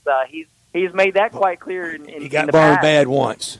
He did, but he's playing for a gold medal. So it's fun. I enjoy the fact that the United States is going to be pushed a little bit in this thing. I know their pool play was a bit of a rout, but I don't think they're going to win the gold medal without being in some difficult situations in the second half of some of these games in the knockout round. I said it at the time. There's no need to go out of character now, but why tug on Superman's cape? Why pick a fight with LeBron James? Yeah. Well, I mean, it's just the rest of the world getting better. You look at Team Canada. I was talking about Dylan Brooks doing that. Well, that's true. I mean, yeah. Why? It certainly drew some attention to him, and I don't know if that's all he wanted, but I always thought Dylan Brooks was honestly one of the best quotes and one of the best interviews when I was covering the Grizzlies. And the TV people didn't always agree with me because he spoke kind of quietly, and you had to really have your microphone like up to his face in order to get good audio quality. But if you didn't care about audio quality, if you just cared about the content of the message and what Dylan Brooks was saying, I mean, he was a phenomenal quote, better than almost anybody who I covered in my 2 seasons on the Grizzlies beat, because he would give you an honest answer, and sometimes it was brash, and sometimes it was filled with a little bit too much bravado in certain situations. But, he just didn't give you the coach speak and the canned answer. I mean, he was in some ways a beat writer's dream because you could go to him and get an honest answer about whatever it is you were working on. Yeah. I'll be honest, David, when I read your story about these guys and where they went to college, I think, when you brought it up to us, I was like, all right, Kentucky's going to lead it, and then you're going to have Duke in there, Gonzaga in there, North Carolina. I was shocked at how many players came out of Iowa State that are playing in the Olympics. Now, that blew my mind. Absolutely, yeah. Who would have thought of Ames, Iowa, as being this international melting pot? That's right. Yeah, five different Olympians played at Iowa State, and I'm fairly certain they represent 5 different nations. Crazy. Which is crazy, and it shows you what makes the American college sports landscape unique, and that's where we are reminded of that at every Olympics, because the college system is the feeder system for the U.S. Olympic teams in swimming and track and in many other sports. And our American college system is also the feeder system for the international basketball program. Because if you want to get a good basketball education, so to speak, you can come and make money and do that at a high level in the U.S. now and then go back and represent your nation of origin in the Olympics. And so if Iowa State can produce Olympians, then just about any basketball program in the country can do the same.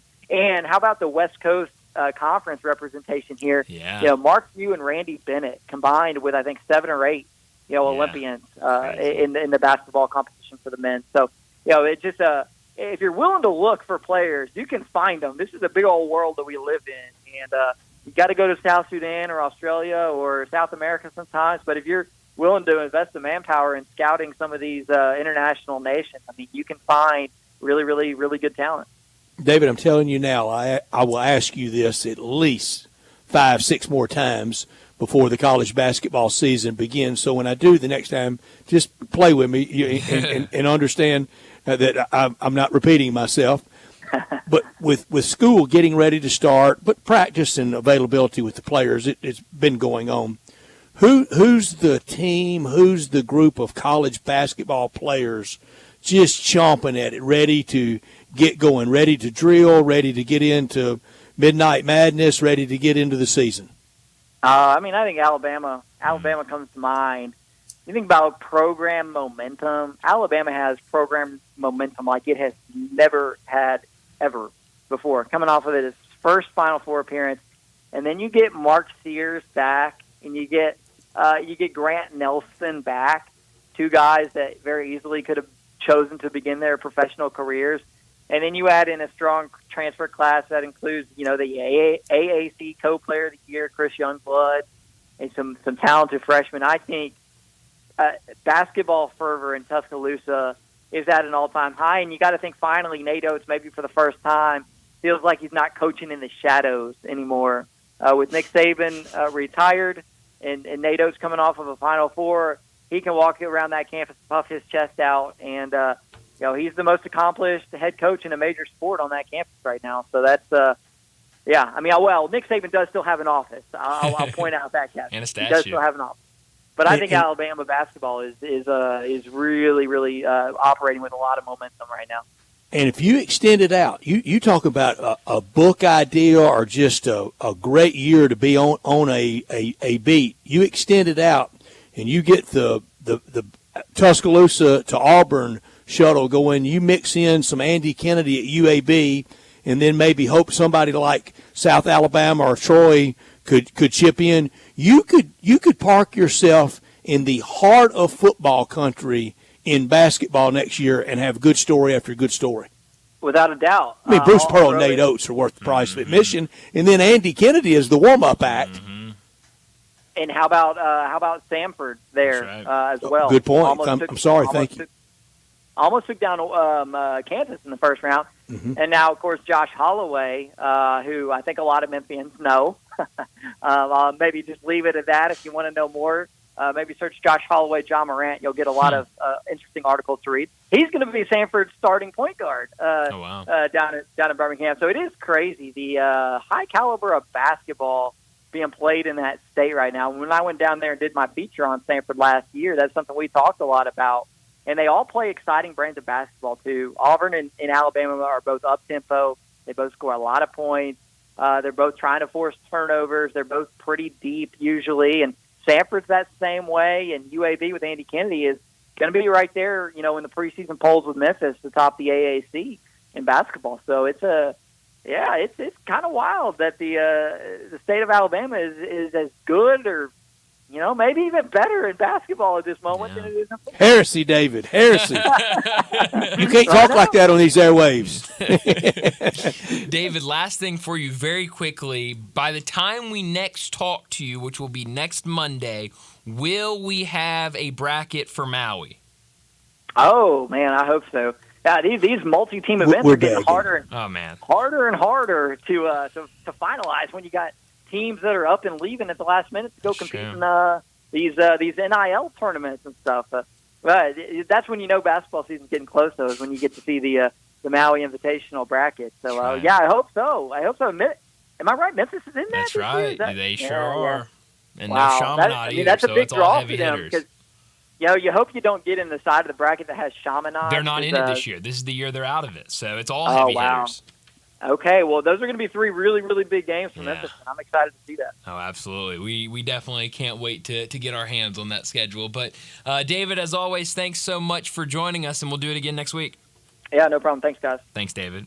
David Cobb joining us from CBS Sports like he does every single week, talk college football and college basketball. But let's go ahead and get to a break. When we come back, we'll talk some Major League Baseball. Cardinals and Mets, they're playing right now a makeup game from earlier this year, a handful of other games later tonight. We also got to talk about what happened over the weekend. We'll do all of that next on Sports Time. Be sure to follow us at Sports56 WHBQ on Twitter, Facebook, Instagram, and YouTube to watch live video of our shows. Stay up to date with station events and have chances to win prizes. Don't miss out on anything that's going on. Follow us at Sports56 WHBQ. I I think a lot about golf, and when I think golf, I think Miramichi. Did you know Miramichi Golf Course offers membership? It's a great way to play more golf for less out of pocket. Their memberships run for $300 a month plus tax, and that includes unlimited rounds and range balls, no extra card fees, priority tee time booking, and discounts in the pro shop. Oh, by the way, there's no initiation fee. Miramichi green fees, they'll allow you to choose the right rate at the right time on the right day for your needs. If morning tee times are more important, you can book up to 14 days ahead of time to reserve your spot. If rate is more important to you, there are discounted evening rates available that you can choose from. You'll find the lowest rates on Tuesday through Thursday afternoons. Sometimes you just need to escape the hustle and bustle of life. Miramichi Golf Course provides just the right place to solve that need. The name Miramichi means place of happy retreat. When you need a quiet, peaceful round of golf, please make your way to Miramichi. Wireless is made to totally keep up with you. We now have a limited plan that never slows you down. Covered by the Verizon 5G network. And for less than $30 a month, we make your phone your ride or die. Now pick a free 5G phone with a qualified plan purchase. And your fourth line at no additional cost. Visit your local Total Wireless store today. Total Wireless, we're totally with you. Actual fees may vary by location.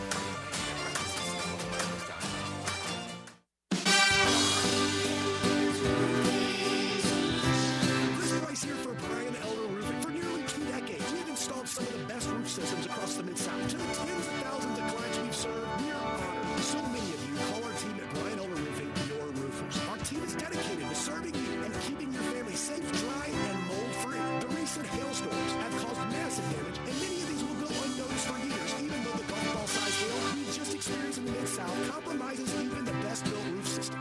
Whether we find damage or not, your photos are securely stored for future reference. Call Brian Elder Roofing today for a total evaluation of your entire roof system free. We will not try to sell you a roof if all you need is a repair. Call me at 901-867-0303. That's 901-867-0303. Or visit us online at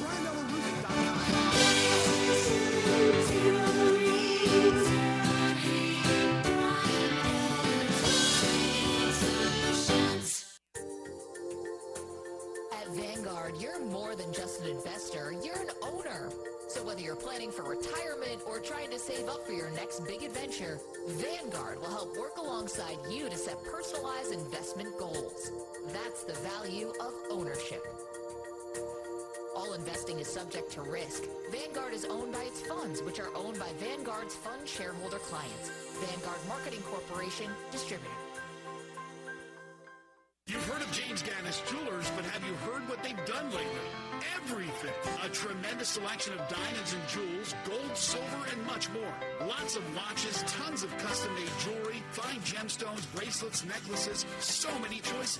Romantics will love the one-of-a-kind estate and vintage jewelry. James Gaddis has experts to help you with wedding and engagement rings, plus 2 repair experts for fine watches and jewelry. Layaway and financing available. James Gaddis Jewelers at 4900 Poplar.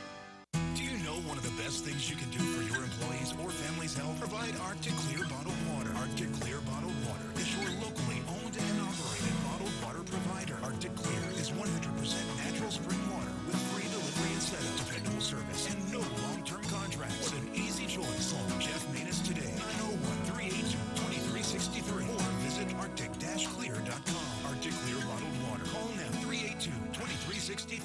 That's 382-2363. I'm with John Burgos from the world-famous Rendezvous in the Alley since 1948. Brett, we have catered parties all over this country and all over the world, from Singapore, Australia, to Central Park in New York. But many people don't realize how much we do locally. For holiday events, office parties, tailgating, birthday parties, you can't do better than the Rendezvous. For example, you can get a cheese and sausage tray for 15 to 300 people for $3.75 per person. You can even build your own nacho bar for $10.50 per person. All you need is a minimum of 15 people. In many cases, we can arrange delivery and full-service catering. We've even made it easy to get to-go items. You can just park at our front door in the alley, put on your flashes, and we'll get you going ASAP. For all your catering items and prices, go to hogsfly.com, click on menu, and drop down to catering. Thank you, John. The Rendezvous, Mr. Charlie Burgos' Rendezvous in the Alley since 1948 and celebrating its 75th year.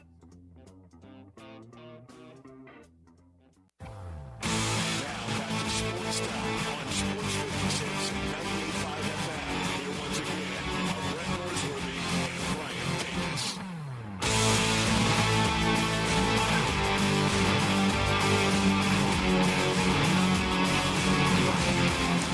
Well, Major League Baseball over the weekend, it was very interesting, but a little depressing if you were a St. Louis Cardinal fan.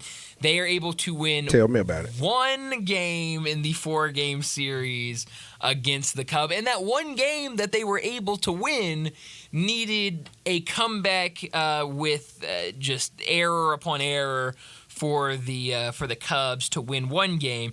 Very disappointing weekend. Now playing a makeup game against the Mets. Right now, top of the second, Andre Palante getting the start for the Cardinals. And Mets now have a couple guys on. I don't think this one's going to go in the Cardinals' favor either. And Brett, we talked about this early last week before that series against the Cubs started, that we could be seeing the start of a really, really rough 10-day patch, because Cubs, now this one game against the Mets, you've got Tampa Bay coming up, who's still feisty even though they sold at the deadline. It could get ugly this week. And the rest of August, the only team without a winning record will be a week from now when the Cardinals play the Reds. You know, they could have it by then, but they don't now. You mentioned Tampa Bay, Kansas City, Dodgers, Milwaukee, Minnesota, San Diego, the Yankees. Everybody except for Cincinnati and the Rays are playoff teams. Yeah. No, this schedule has not done the Cardinals any favors right now with the way they're playing. The Cardinals didn't do themselves any favor in the lighter portions of it, and now they didn't feast when they had the chance late June and into July, and now they're into the meat of it, and then September's not anything easy unless you can get a couple of teams that have checked out. Are the Cardinals a serious wild card contender? No. No. And I would have said that a month ago. I've never bought into this team. Yeah, we even talked about it with Alan Bell and some of our other guests of this team is playing way above their heads in terms of the roster that they have. They were just kind of playing better, and they were able to steal some wins, and now it's really kind of coming back to hurt them and kind of show this team's not very good. And the energy around them's not good. 57 and 55 going in today. The Pirates are 56 and 55. I would say yes to the Pirates more than I would the Cardinals, and I would even say yes to the Giants that we talked about the Blake Snell no-hitter, one under 500, but it feels like they have a little momentum and maybe somewhere to go. The Cardinals have nowhere to go, and then, as I said last week, mostly through the prism of fandom, when I was angry on Friday afternoon, that if they have a losing season and you go back-to-back years for the first time in the 162-game era with losing seasons, I don't know how you have anybody back. I mean, the parking lot attendant should be up for grabs, shouldn't he? I mean, it's going to be tough. I mean, when you talk about something like that where it's never happened before, never, I think all bets are out, and I think you've got to have a lot of changes. And I think on top of that is the fact that you had such a bad season last year. It was a losing season. It was pretty much over from the start of the season.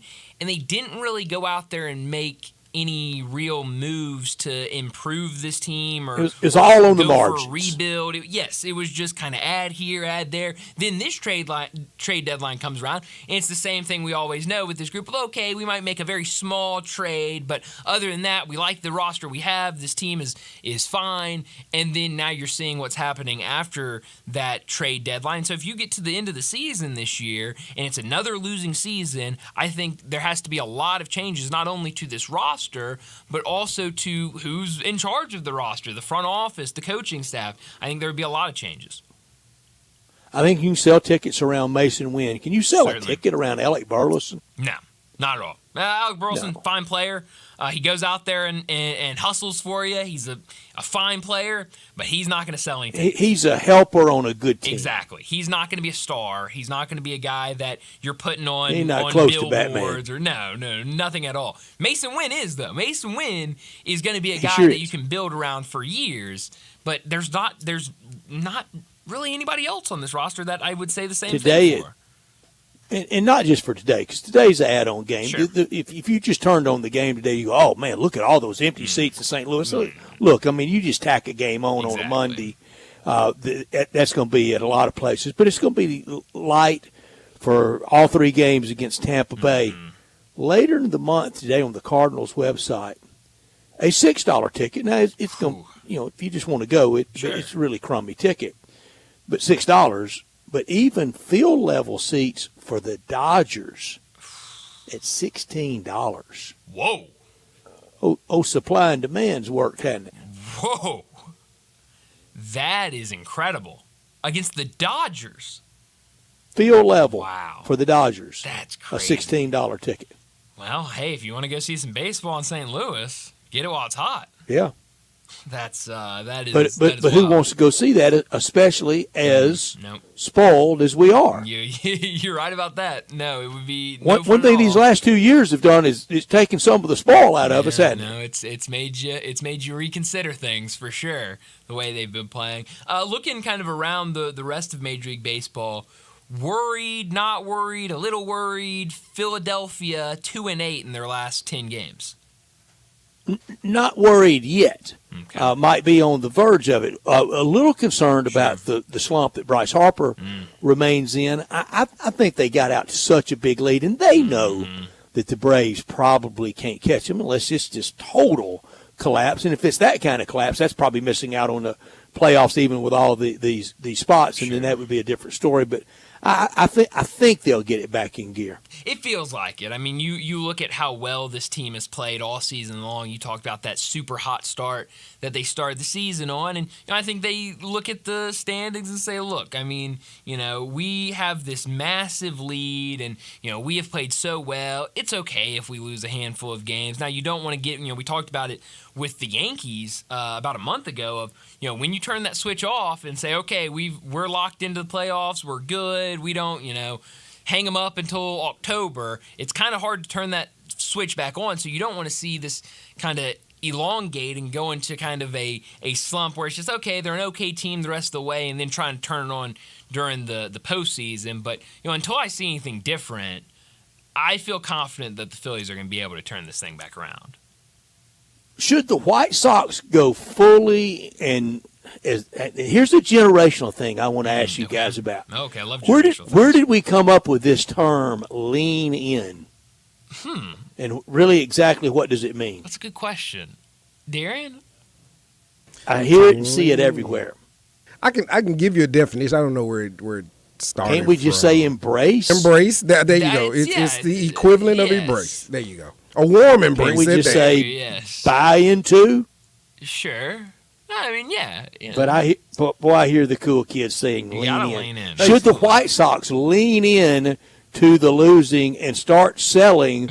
We're going for the 62 Mets futility. Oh, man. Bill Veeck would have run into Southsiders. Maybe. I don't know. Tough luck. 40 and 120, the 62 Mets. They didn't play 2 games. The joke was, they had lost both of them, too, back then. Well, Casey Stengel, the manager of the first-year New York Mets, the debut of the Mets, and asking, can anybody here play this game? But that's not the worst record. That's the worst record in the modern era. And as we know, the modern era encompasses, Bryant, the start of the World Series in 1901. Yeah.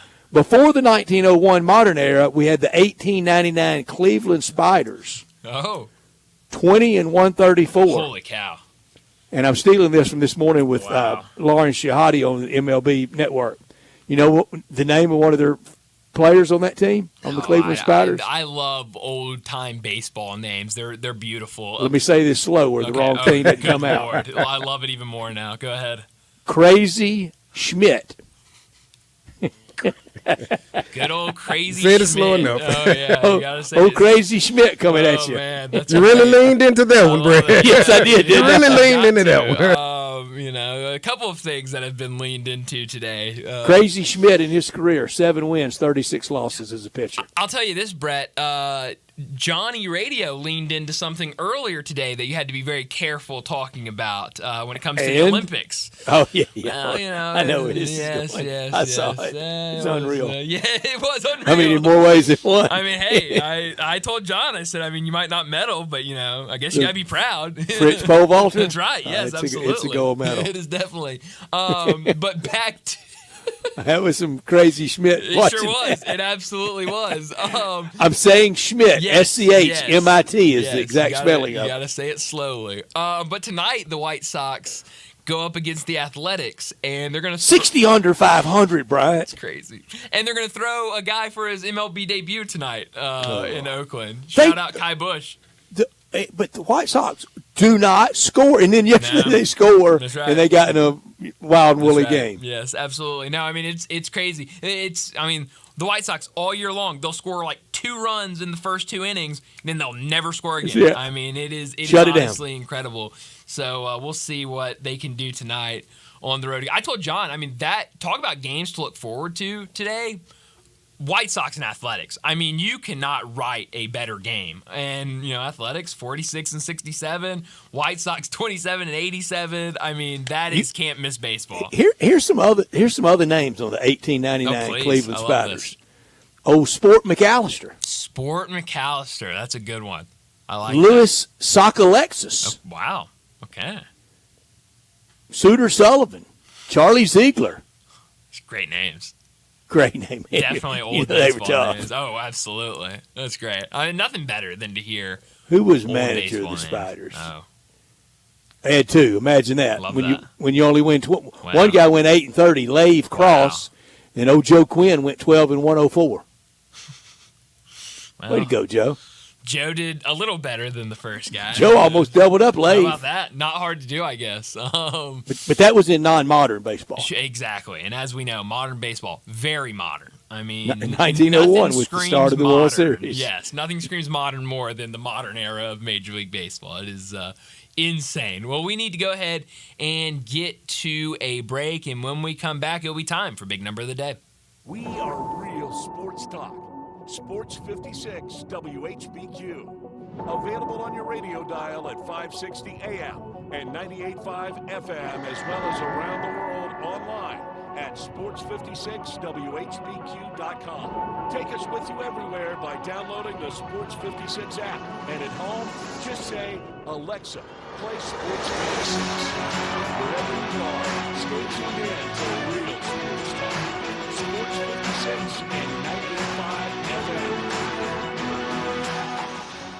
Get the highest quality diamond ring at a rock-bottom price right now at Genesis Diamonds. Hey, it's Eric Hasseltine, and don't be surprised this week to see other jewelry store owners shopping at Genesis Diamonds. They'll be taking advantage of Genesis' most aggressive offer ever. All GIA diamond engagement rings marked down an extra 20% below Genesis' everyday price. The GIA is the world standard in diamond grading, certifying accuracy, and documenting quality, so you can buy with confidence. Every Genesis engagement ring is included in this event, from a half carat up to 20-carat stones, all shapes, rounds, ovals, radiants, cushion cuts, pear-shapes, apple cuts, and princess cuts. There's never been a better time to get an extreme value price on a GIA certified diamond, perfectly set in a gorgeous engagement ring. Hurry in for the best selection. Save an extra 20% off those rare, precious diamond rings now for a limited time.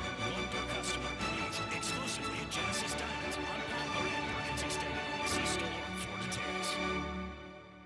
Hi, this is Troy Fiveash, owner of Fiveash Roofing. In these uncertain economic times, there are so many things as a contractor and a business owner that I cannot control. The rising cost of materials, not to mention fuel and transportation costs. In the last 2 years, shingle prices have almost doubled, and commercial materials have doubled. And I don't have to tell you what fuel costs these days. But you know what I can control? How much markup I put on a project. I have always prided myself in knowing I never gouge a customer. But in an effort to ensure my crews have work and my customers are being treated fairly, I have lowered my profit margin, hoping to give you a price you can live with and keeping my crews busy. So if you need a roof or gutters, please give us a call. 5 Roofing, fair, honest, and ethical. 5 Roofing, a proud sponsor of Tiger Athletics and a member of the Tigers home team. 367-0050 or MemphisRoofer.com. 367-0050 or MemphisRoofer.com.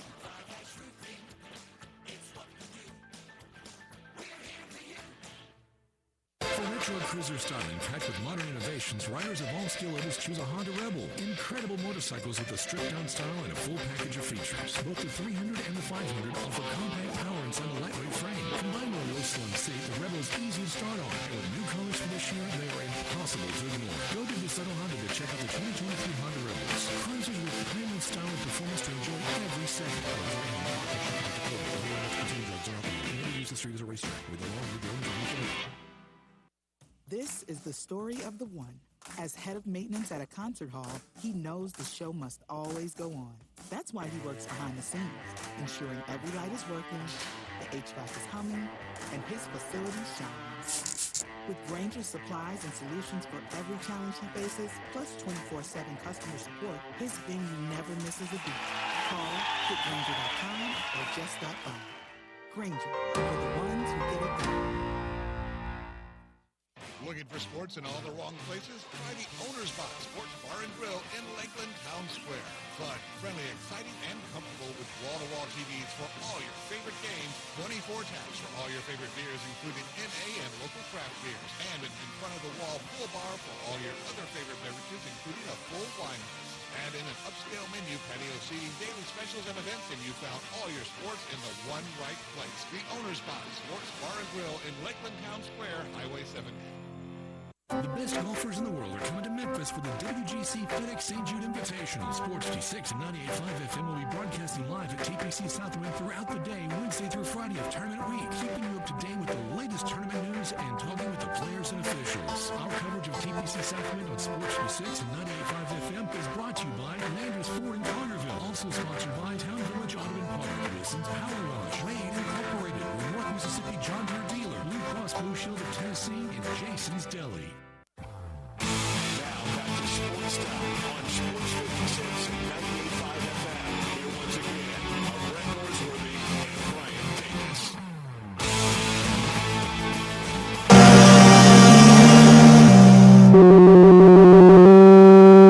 Big Daddy. Hello, Big Brand. It's a guy, he wants to be big, then he gets big, he doesn't want to be big anymore, then he gets small, but the suit's too big. Big Daddy. The big boy. You're a big guy. I think she's trying to pull a fast one on Big Daddy. The big number of the day.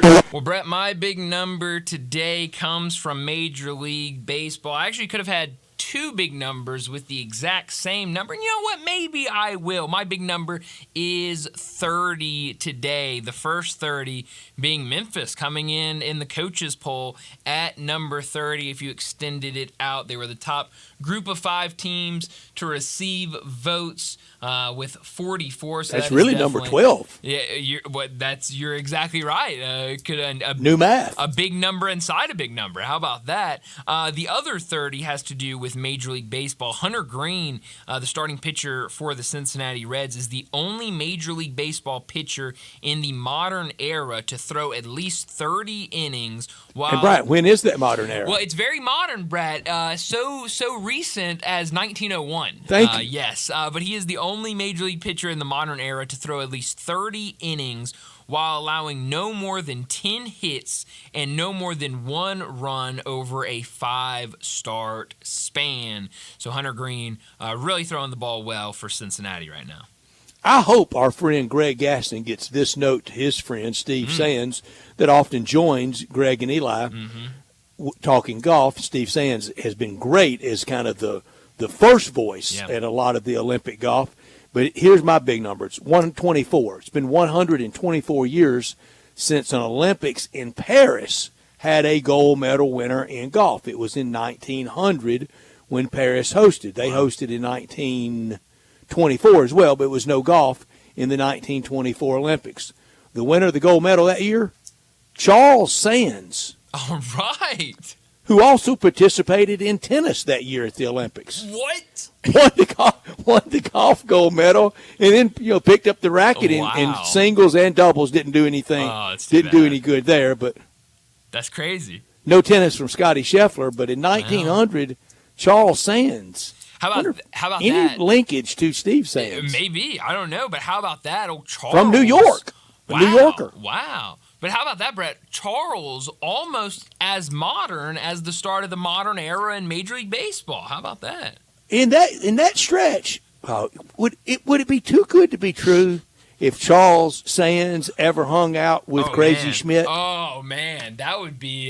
We got to look into that. I mean, maybe two guys at the top of their game. I mean, we need to find that out. I don't know. Athletes find each other. Exactly. Great finds all great. The time, man. That's a great gold medal question. winner, plays a little tennis, runs into Crazy Schmidt. Yeah.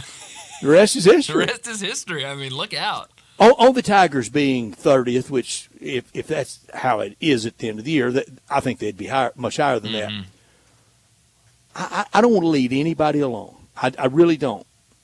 I think some will like my preseason prediction for the Tigers. Some will say it's very aspirational and setting a bar, maybe unapproachably too high. I'm not going to be doing that. I'm doing it sincerely.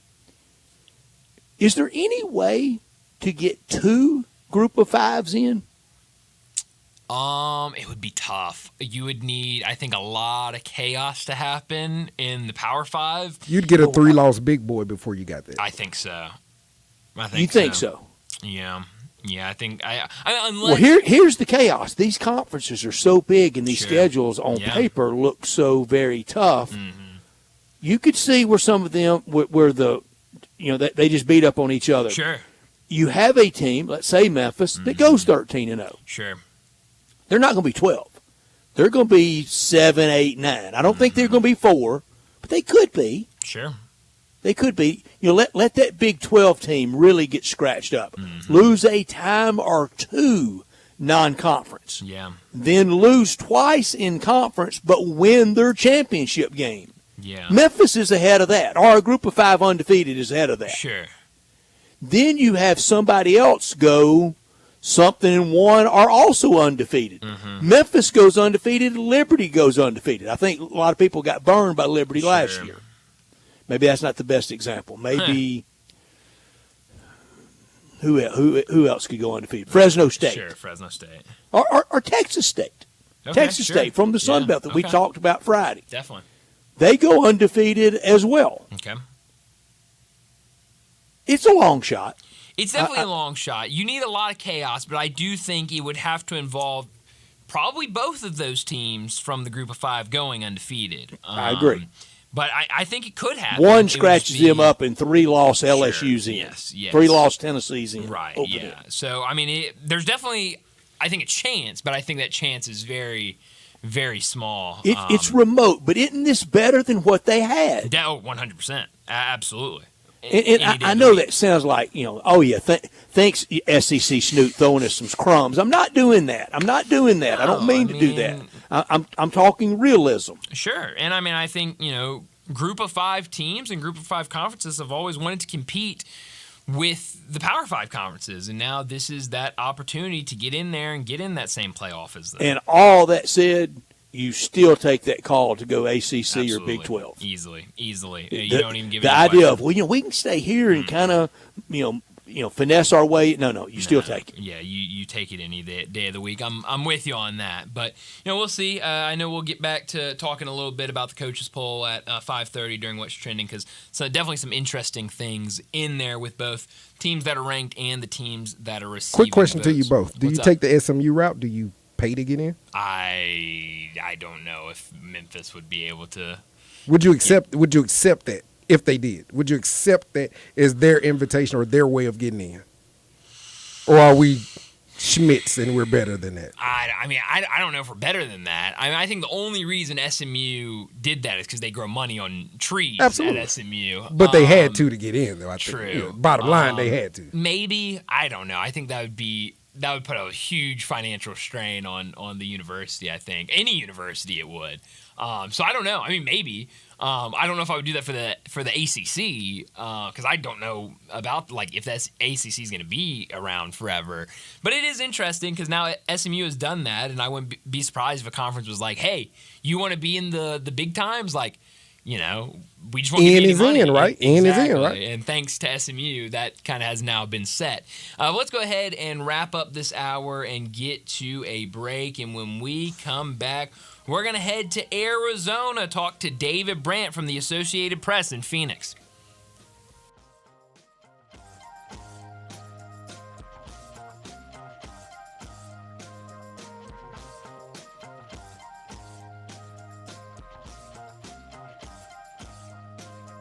Drive like a pro and support a great cause during the sales drive at Landers Ford in Collierville, Landers Ford South in South Haven, and Landers Ford North in Covington.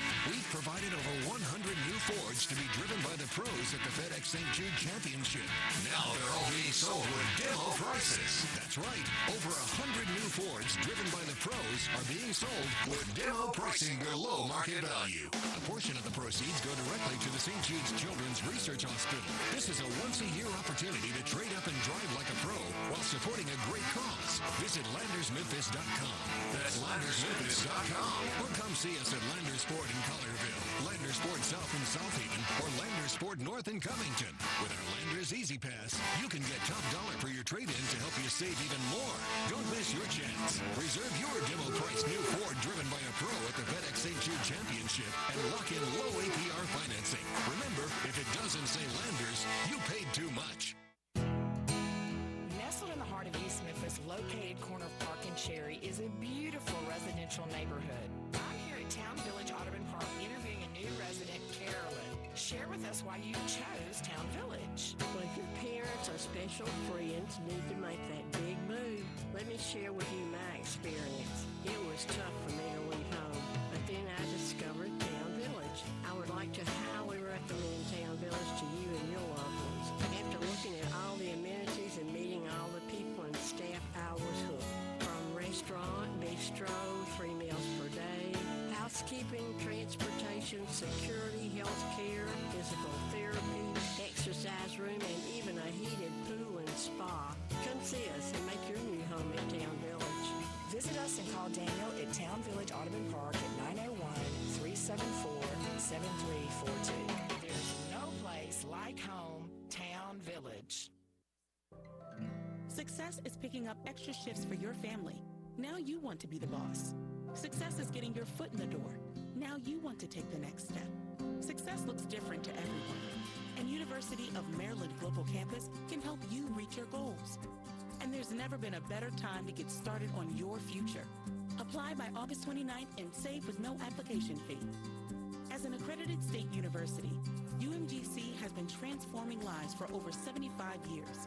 With more than 135 undergraduate and graduate degrees and certificates, online and hybrid courses, personalized support, financial resources, and lifetime career services, achieving your dreams is more possible than ever before. Choose the program that's right for your career goals and get started on your next success. Get your application fee waived through August 29th. Learn more at umgc.edu. Certified to operate in Virginia by Chev.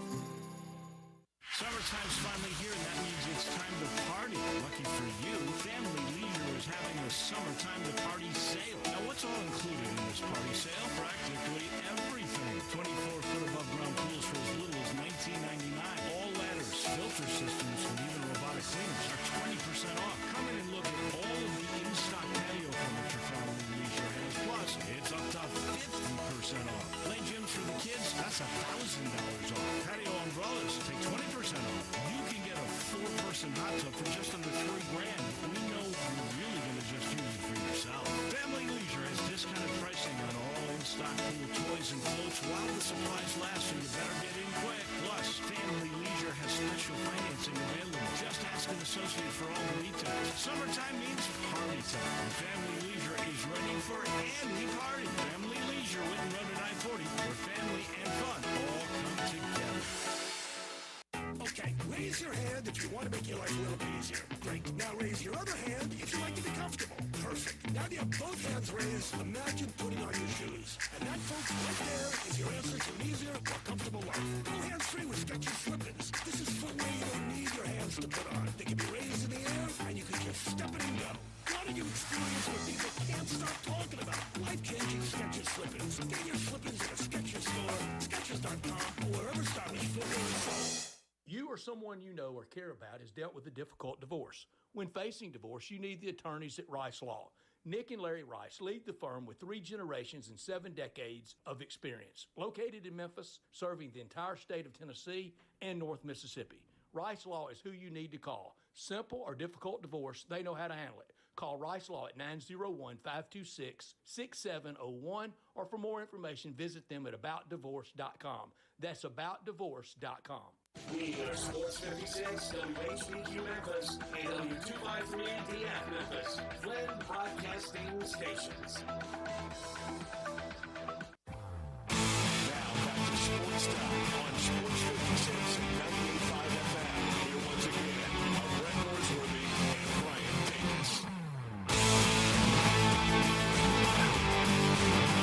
Welcome back into Sports Time. Bryant and Brett with you in our Family Leisure Studios. And joining us now, David Brandt from the AP in Phoenix. Go give him a follow on Twitter at David Brandt AP.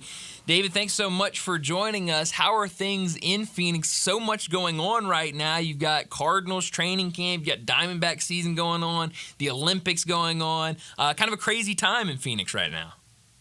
Yeah, it never really completely slows down, but you're right. The Diamondbacks are playing really well these days. The Cardinals are ramping up camp and have their first preseason game in about a week, and then everybody's been watching Booker and Durant at the Olympics. Both of them have played well. So, yeah, busy times. David, did the Phoenix Suns fans, maybe even a little bit in the advanced sales department, did you need this KD kind of breakout Olympics?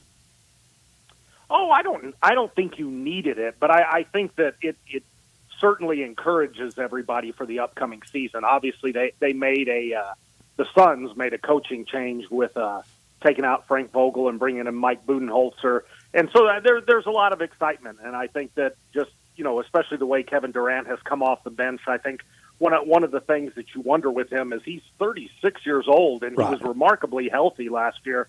Incredible player. You just wonder how long he can do it, but he certainly looks like he's got some good years left at the Olympics. So yes, I think that this is doing nothing except for increasing the ticket sales. He's MVP of the U.S. team so far, isn't he?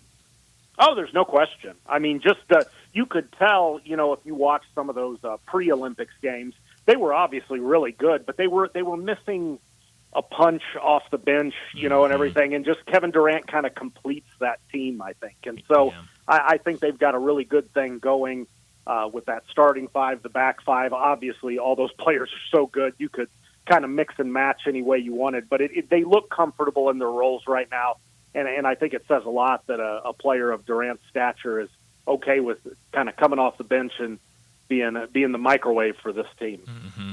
David, I remember last year we had you on. I think Brett was out that day. It was the day free agency opened in the NBA, and it was like bam, bam, bam, bam, bam. While we had you on, it was like 5 or 6 guys signed with the Suns, a bunch of role players. And then we saw last season kind of a mixed bag, a lot of injuries, especially to those star players. What have you made of what the Suns have done this offseason to put together next year's team?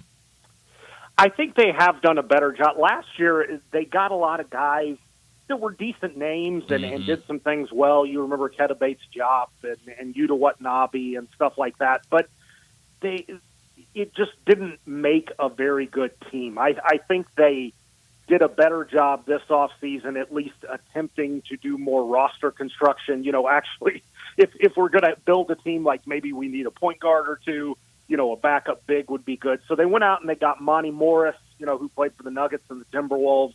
They got Tyus Jones, who had a nice season for the Wizards last year. Both those guys will kind of be the point guards, and it probably allows Grayson Allen to move to the bench and be like a sixth-man type scorer instead of trying to be a point guard, which he really wasn't. And then they also got Mason Plumlee to be the backup big. And so, none of those moves in and of themselves is, monstrous or anything. But I think those 3 guys fit what they're doing a little more. It looks more like a cogent philosophy, a team. And so we'll see how it goes. But I think considering with the salary cap situations they're in, obviously they're over the double apron. They're spending more than just about any team in the league. But I think with those constraints, they did a pretty good job building out the roster. For Coach Bud, is the task pretty simple from Matt Ishbia and Sons fans? You get your second, but you get our first. Win it all. Yeah. Oh, there's no question. There's no question. I mean, Budenholzer, obviously a very popular hire. It was kind of, obviously there's 2021, and Budenholzer was the guy who beat the Suns, actually. So there was a little bit of, it was just kind of weird at first, I think, for some fans. But certainly, I mean, Budenholzer has the chops, and he's good at, running a team that doesn't have necessarily a traditional point guard. Drew Holiday is an amazing player, but I don't know if, he's just a different type of guy. So I think having a coach that understands how to deal with different roster constructions is a positive. And so I think the Suns are pretty happy about where they're going. And Budenholzer, is from Arizona, from a small town in northeast Arizona. So this is kind of a dream job for him. So I think it's working out for both sides. Yeah. Last year, the Suns were the 6th seed in the playoffs. I know still a lot of time until the regular season starts, but what will be the expectations for this group going into the season with the West just continuing to getting stronger? Well, I mean, whether it's realistic or not, I think the fans' expectations and what Ishbia has said is it's kind of a title or bust. Yeah.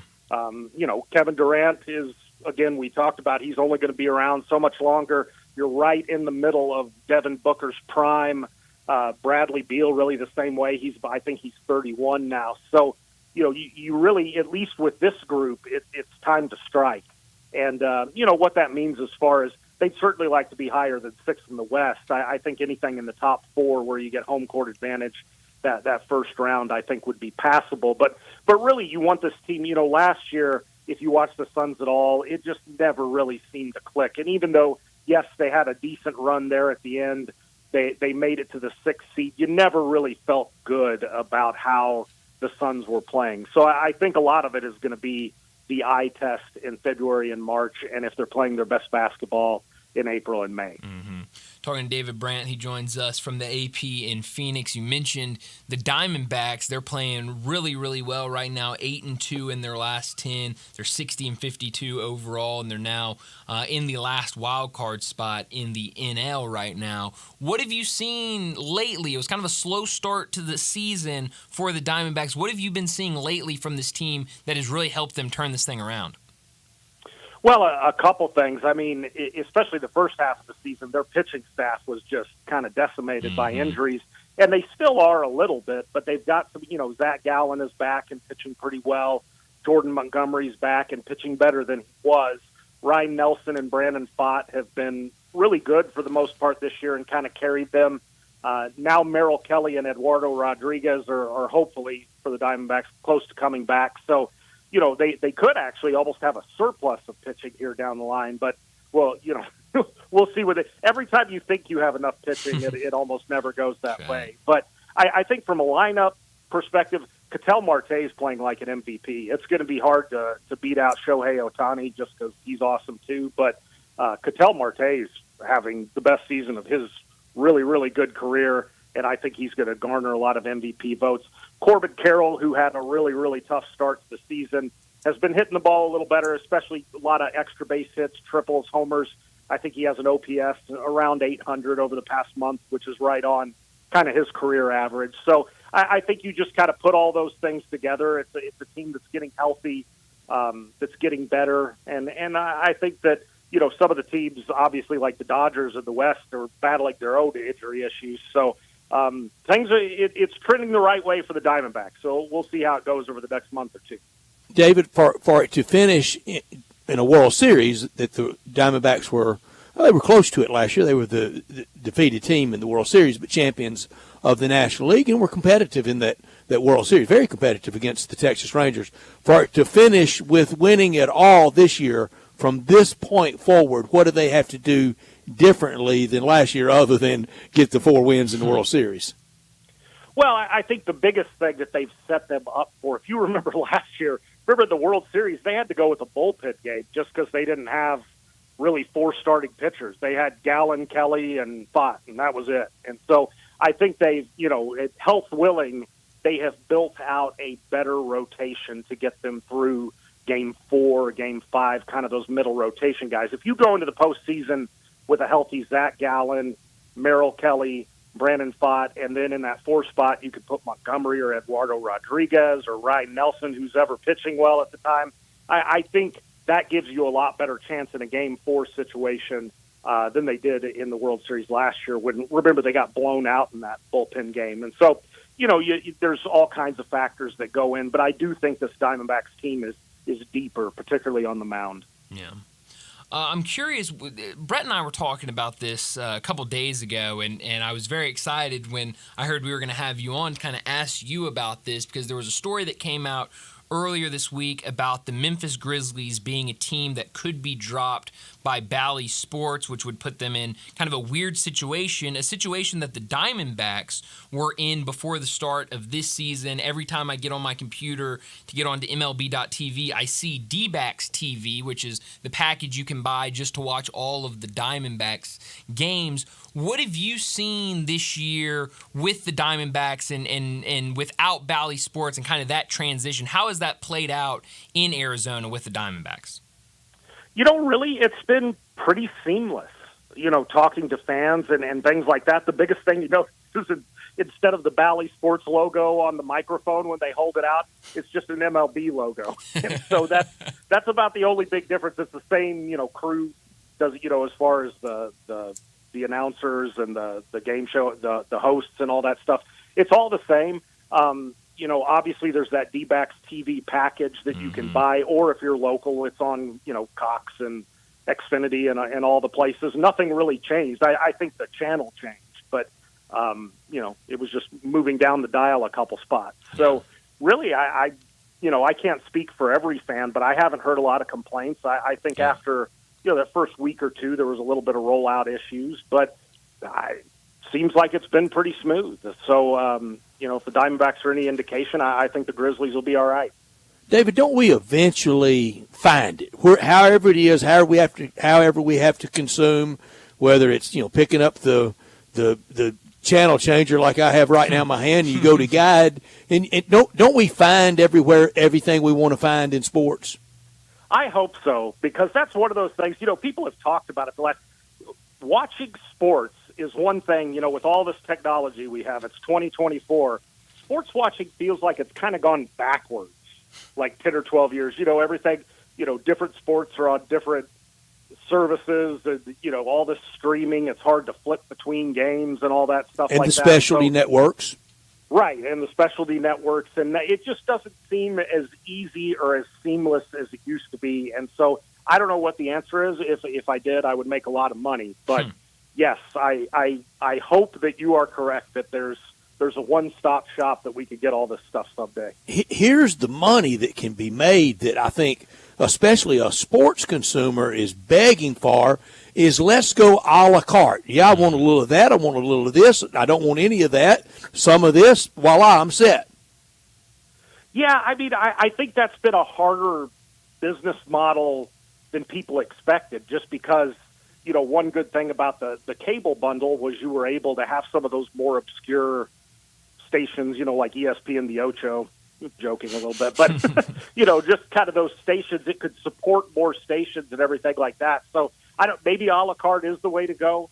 I don't know if that would lead to a kind of a disconnect, if the Yankees would have a ton of fans and maybe some people like the Diamondbacks, the A's, the Rays would be left out a little. I don't know, but if you've got the idea, you need to sell it because it's worth something.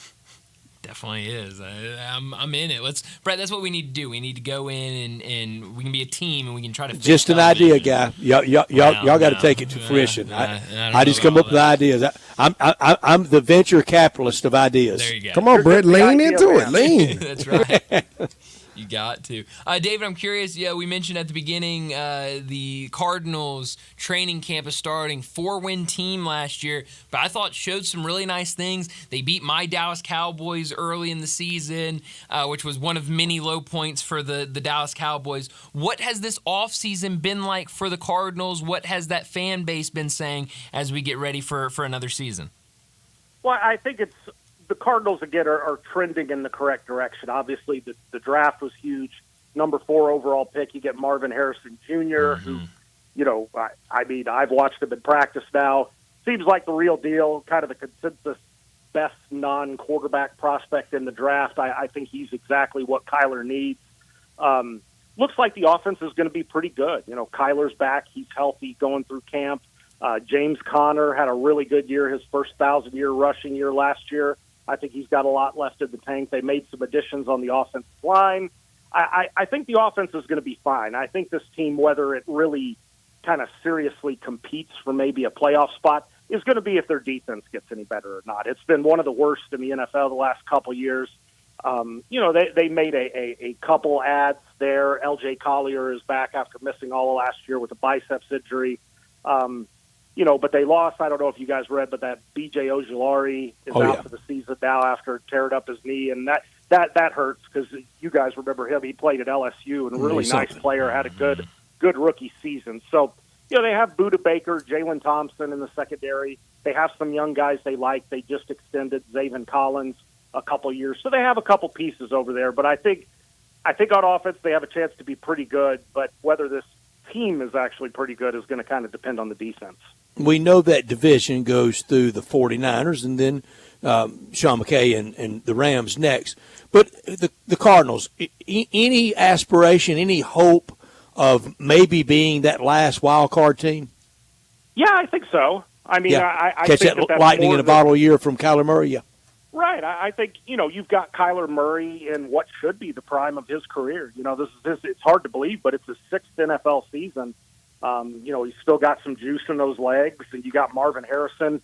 James Conner's pretty healthy. I think it would be, overly ambitious to say that this team feels like it should be in the playoffs, but I do think this team wants to compete. I think they want to be playing very important football in December, and then you see where it goes. So I think if they stay healthy on offense, and, that's going to be their strength. And then on defense, if they're just decent, they can be a pretty good football team. So we'll see how it goes. But, that division's always tough, like you talked about. But I think there's hope that they could sneak in. Mm-hmm. How much talk has there been last couple of weeks, last couple of months about the whole Marvin Harrison Jr. and Fanatics situation?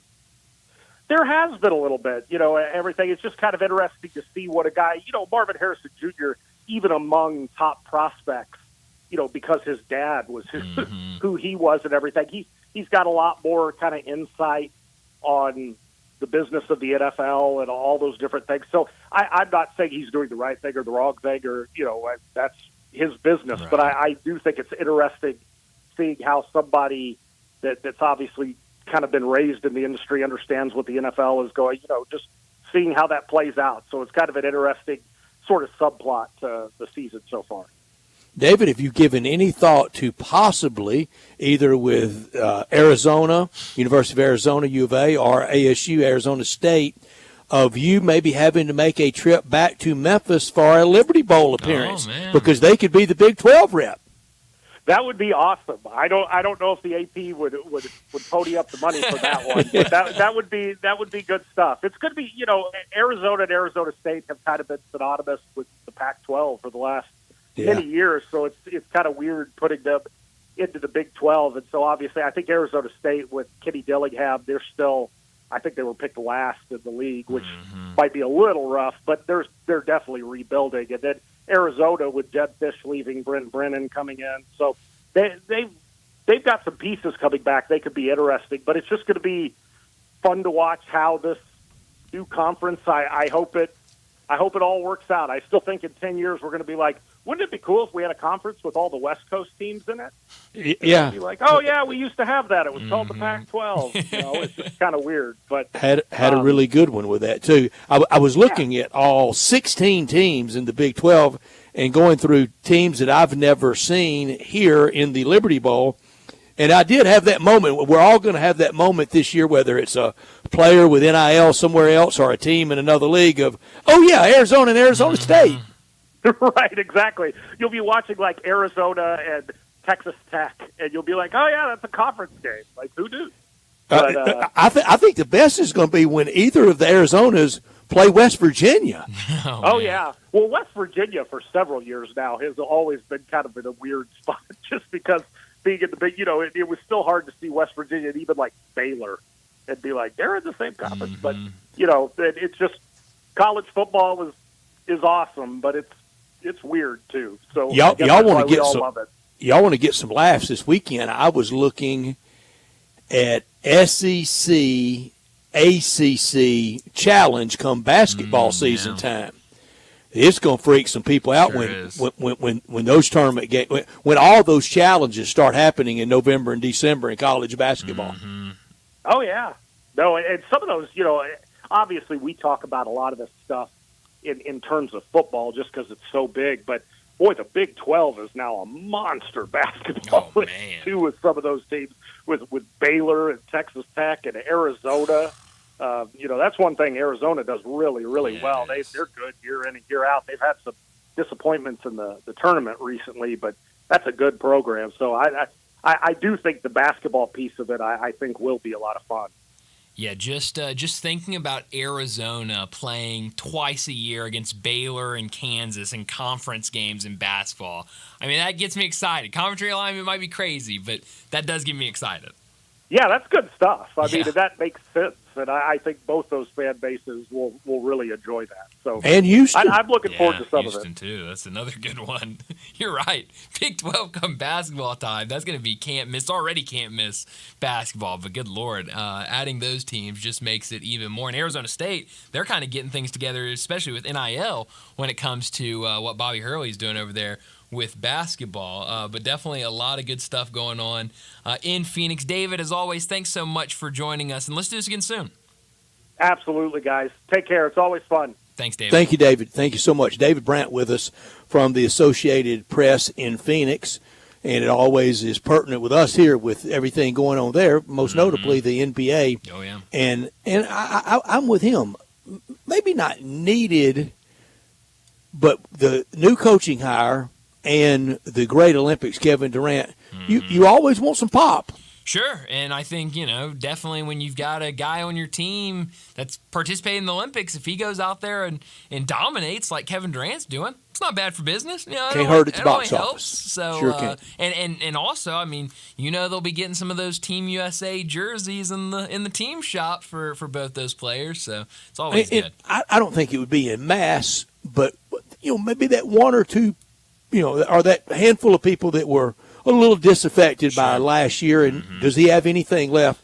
I think he answered that 100%. With these Olympics. We're getting close to dinner time, and I've got two great barbecue locations for you. The new Collierville Commissary at Houston, Levy, and Poplar, or the original, the mainstay in Germantown. Perfect for a big group together at Houston, Levy, and Poplar at the new Collierville Commissary. And we get past Tuesday and Wednesday, we can get out on the patio and really enjoy that ever so slight north breeze coming across the railroad tracks and enjoy that at the commissary. Perfect for a big group for that Memphis-style barbecue and ribs done the slow-cooked Memphis way.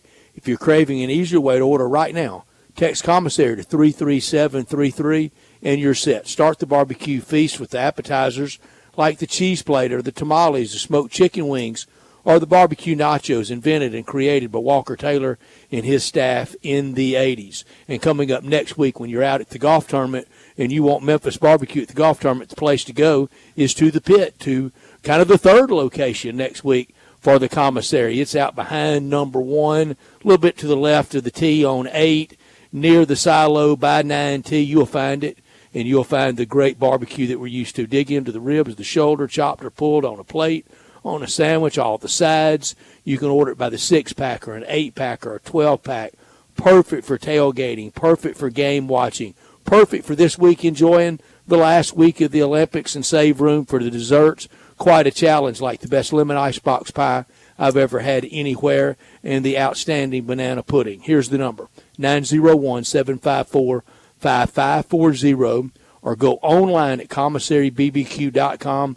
They're in Collierville and Germantown, the party areas, orders to go, catering, tailgating. It's that time of year. Started at the commissary, 901-754-5540, or online at commissarybbq.com. Let's get to a break. When we come back, we'll talk about what's trending. Add a little fun to your lunch break.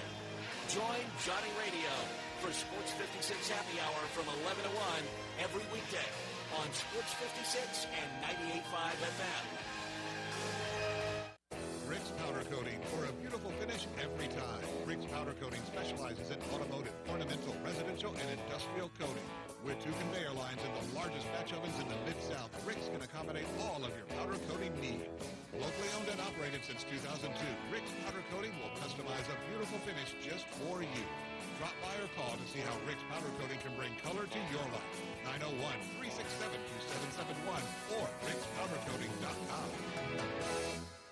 Don't be surprised this week to see other jewelry store owners shopping at Genesis Diamonds. They'll be taking advantage of Genesis' most aggressive offer ever. All jewelry and diamond engagement rings are down an extra 20% below Genesis everyday price. That's right, the vault is open, and we're selling the finest handcrafted diamond rings at rock bottom prices. Now for a very limited time. The GI is the world standard of diamond diamonds for accuracy and documented quality. So you can get right with confidence. Every Genesis engagement ring is included in this event from 8 karat up to 20 karat stones. Ships, cards, and bonds, special cuts, ships, and prices, prices,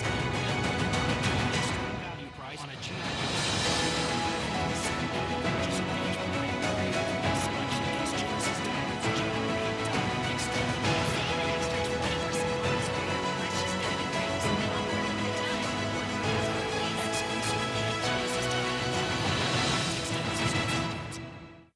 Retro cruiser styling packed with modern innovations, riders of all skill levels choose a Honda Rebel. Incredible motorcycles with a stripped-down style and a full package of features. Both the 300 and the 500 offer compact power inside a lightweight frame. Combined with a low slim seat, the Rebel is easy to start on. And with new colors from this year, they are impossible to ignore. Go to DeSoto Honda to check out the 2023 Honda Rebels. Cruisers with premium style and performance to enjoy every second.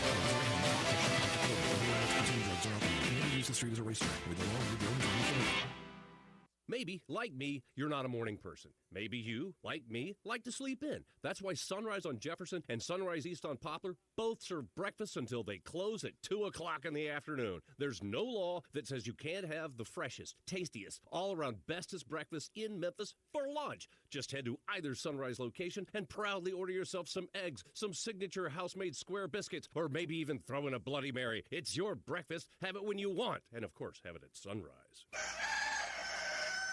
As a mom, comforting my family is what I do best. Vicks Vapor Stick provides soothing, no-medicated Vicks Vapors in an easy-to-apply stick. And it dries fast, so there's no mess. I use it to comfort myself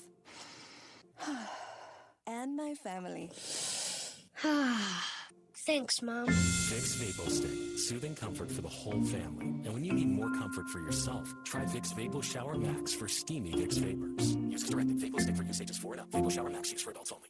Do you know one of the best things you can do for your employees or family's health? Provide Arctic Clear bottled water. Arctic Clear bottled water is your locally owned and operated bottled water provider. Arctic Clear is 100% natural spring water with free delivery and setup, dependable service, and no long-term contracts. What an easy choice. Call Jeff Manus today, 901-382-2363, or visit arctic-clear.com. Arctic Clear bottled water. Call now, 382-2363. That's 382-2363. This Sports 56 traffic report is brought to you by Luttrell Belting. They keep you moving. Sports 56 traffic. Good afternoon. A couple of accidents getting some attention right now. It's pretty crowded over here on 240 East coming past Poplar up to Walnut Grove. It's only going to get busier here the next few minutes trying to get through the Midtown area. On 240 South at Union all the way down to Norris. Still not bad to the south there on 55, making your way down into DeSoto County. Havenly Showers, your curbless shower specialist. Transform your bathroom with a tub. Curbless shower conversion. HavenlyShowers.com. I'm Commander Chuck with your on-time traffic.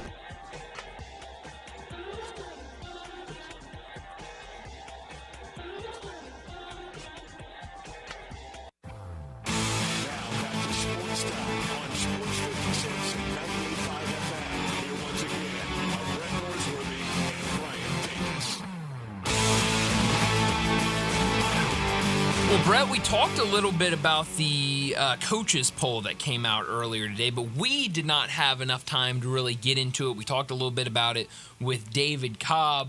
Any overreactions, underreactions, too highs, too lows for you looking at the coaches poll? No, if you just wanted to get down there, and I don't, and fight over kind of down ballot, 19 and 20. What is Miami and Texas A&M done? Now that the comeback to that is, what's anybody done? Everybody's 0-0. That's right. But leading into this, then a team like Iowa that's done something year in and year out to kind of be stuck down at 25, when I think they should have that leap up there to where maybe even Oklahoma, where they are. Who's going to be the team that really scalds, that burns all the magazines? And we look back at, and there's one every year, and we look back at it and go, just how in the world were they ranked there?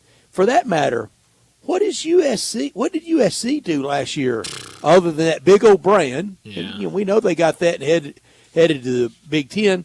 But shouldn't the Tigers have a case to be in that spot of USC instead of USC?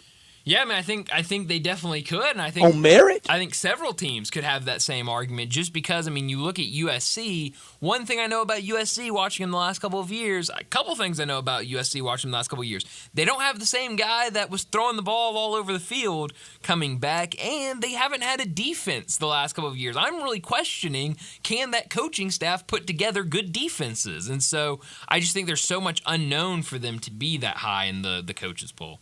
And I know right now somebody going, but Brett, you tell us all the time in college basketball season, those polls, pay no attention to them. They make no difference because they have an actual selection committee that gives you the full bracket.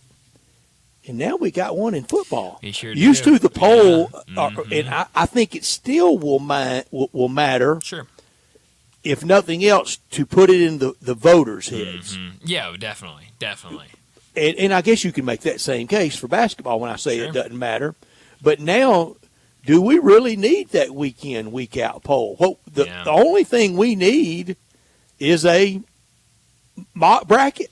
Yeah, you're That's right. what AP and coaches should be sending out every week. You're absolutely right, and it's definitely more prominent in college football because this is the first time we're going to see an expanded playoff with more than 4 teams, and so a lot of people are going to be relying on the rankings and the. But this is not the sport numbers anymore that used to. The polls decided the champion. Yeah, you're absolutely right. It's as nuts as it was. Yes, we've come a long way, Brett. It's a different zany sport UPI now. weighing in. Love that. And Brian, I did. I love split years. Of course you do.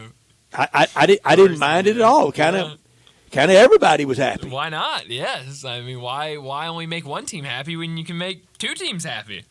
And we're not going to have that. We're going to have plenty of debate around Selection Sunday, and that's what it's going to be. Of course. The basketball terms have taken over football. They definitely have, which is very strange because, like you said, those words, those phrases were only college basketball. Elite 8. And now they'll be both college basketball and college football. Now, Final being Four. punched? Oh, yeah, tickets being punched. Love that. Tickets being punched. That's right, Darian. Yeah. Now, Final Four won't resonate because they're not all going to be at the same city. Right.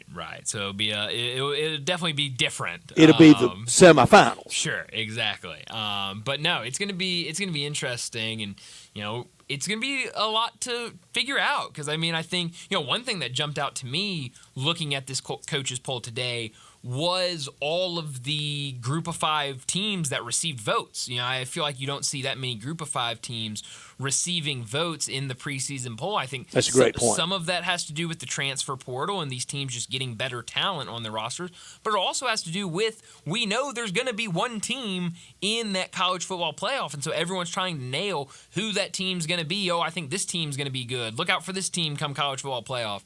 And so you're seeing a lot more group of 5 teams kind of in that mix and they're receiving votes. Except for the group of 5 team. I don't really see a back-of-the-pack team emerging. Maybe Arizona, maybe North Carolina State, but all the predictions that have codified from back in the spring, to all the magazines, to all that we've done. Sure. We've got our 12 to 18 pool of teams, don't we? It definitely feels like it. I'll throw another one in there.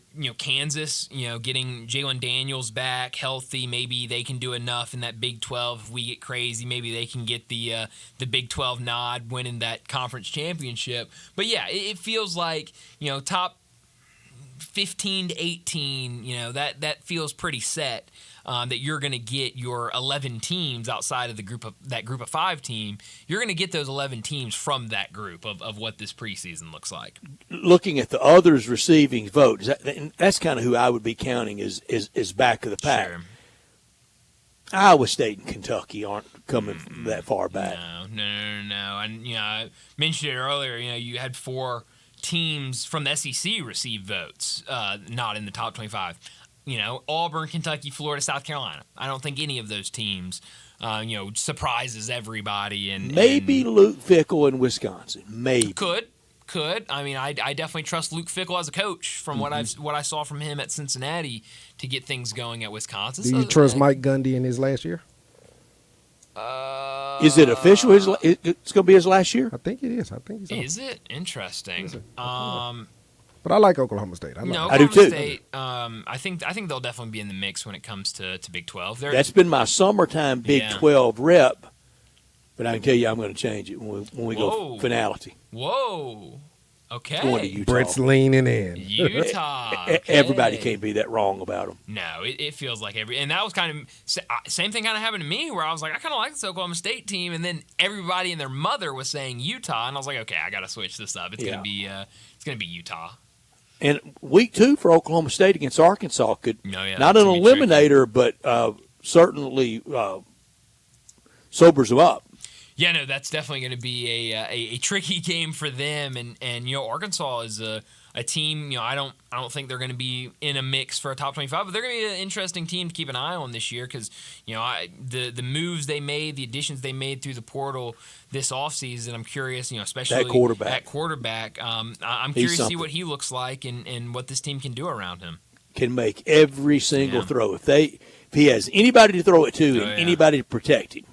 Yeah, well, that was the thing. I mean, I know it's a spring game, but, watching their spring game and just kind of watching the ball placement for him and some of the throws he was making, I was really impressed. It was absolute ropes. Mm-hmm. Yeah, and then you tack on what he did at Boise State. I mean, I'm excited about him. And he can tuck it and run it. Sure, yeah. No, he's definitely a Week dual 2, threat Arkansas guy. and Oklahoma State. That's a big one.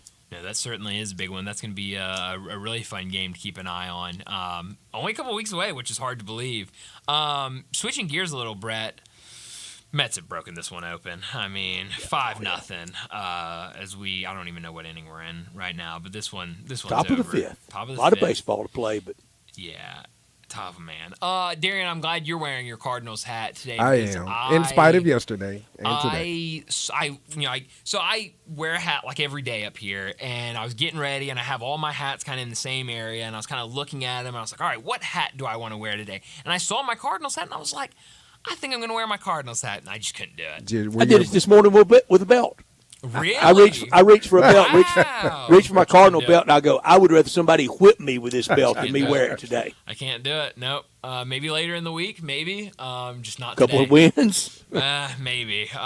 Maybe Tampa Bay, you get a win or two. And that's the thing. If they beat Tampa Bay, which they should, but now the way this team's been playing, I don't think it's a guarantee. If they beat Tampa Bay, I'll wear my Cardinals hat the next day. That's Tommy Pham mania went quickly, didn't it? Yeah, that was real quick. He comes in, hits a home right run. up there with the Bay City Rollers mania. Exactly. Yes. He hits the grand slam, and it's his world, and now not so much. Not so much. Too bad. Harrison Butker got paid today, didn't he? He sure did. Good for him. An outstanding kicker, and they crossed the 50. He's automatic. Oh yeah, can't miss. So good at what he does. So. How hard one? Big kick. Geez. Tucker or Butker? Who do you prefer? Tucker. Gosh, that's such a hard question. I think Butker's a little better in nasty conditions. Tucker, in good conditions, dome, turf. In the term, I would say that Tucker has. And it high up in the net too. Yeah, Darian. that's such a good. I mean, it never just barely sneaks over. No, you and knew it's easy for me too. I mean, that's really? an easy decision. Yeah. Darren, did you have any Xander Schauffele gear you could wear today? I'd rather have someone whip me with it than put it. Get my Cardinal belt. Oh, gee. hey, that's what I get for trying to be the smartest in the room. It was right there. You did try to. But when you did it, Darren, I just knew you. I was going to take Schauffele. It happens. It happened earlier I this feel year. so good Thursday and Friday. I feel so good Thursday and Friday. It's like a curse. You pass if Scotty Scheffler's in the field and you pass him up at number 1, he's gonna win. I mean, I'm sure of it. It's a curse. Are we going to talk about Rahm choking? Okay. Or we're going to act like it didn't happen? No. We can when do talk we see about it. Rahm again? Masters? Yeah, I guess so. It's gonna be a while before we see John Rahm again, and I don't know. Rahm, poor John Rahm. Through 10 holes, I mean, you could get the ceremony ready. That was, I know we're talking, I got to be very... Get the Spain flag ready to go up. I got to be very specific on which John I'm talking about, but John picked John, didn't he? That was John picked John. John picked John That's what I wrong. thought. Yes, he did. So I sent the update to y'all last night, and you notice, and for the Olympics, for if you didn't medal, Sure. and you got 3 didn't, I did, and for me, I sent the gold medal That's right. emoji. And for John and for Darian, I had an X. I just simply omitted it. That's right. For you, Brian, it wasn't preferential treatment. Thank it was you. no. John fires, and I send them all individually. Yep. John fires back. Why no red X for Brian? You're up $10 million on everybody, and you're worried about how the scoreboard looks.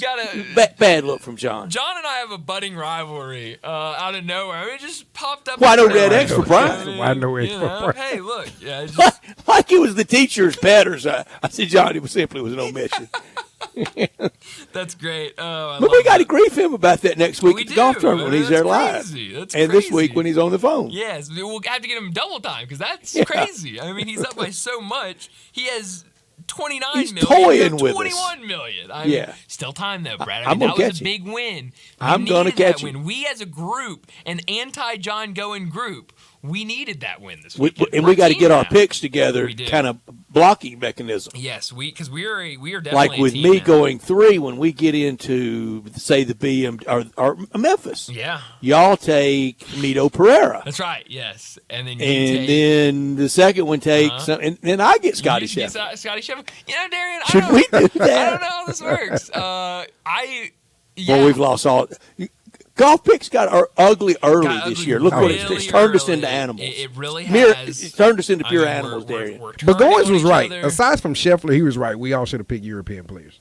No, yeah. Yeah, he was right. Well, that's a big other than, though. Yeah, no, That was that's $3 true. million. Yes, I mean outside of the guy who won gold medal. You know, Yeah, outside. Oh yeah. Outside And of I him. was Outside mad. of him. Rory should have at least gotten me bronze. Yeah. He should have. And that was He the all choked shucks again. pick too. That's what kind of got me. I was like, that's all shucks picks. Finished fifth. Like, Yep. Crazy. It was fun though. The bits and pieces I It was watched the best Sunday of golf this year. certainly was. Best Sunday with his of a big comeback, tournament. That was incredible. best Thursday and Friday I've had in a while. Well, yes, but it doesn't matter what happens on Thursday and Friday, Darian. Yeah, we don't That play on leaderboard was Thursday. beautiful, It's a y'all. Sunday That sport, unfortunately for leaderboard you. was beautiful. I'm sure it was. But we need to go ahead and get to our final break of the day. When we come back, we'll wrap up today's show with Crunch Time. Join the voice of the Tigers, Dave Woloshin, for Wolo and Friends. Weekday mornings from 10 to 11, here on Sports 56 and 98.5 FM.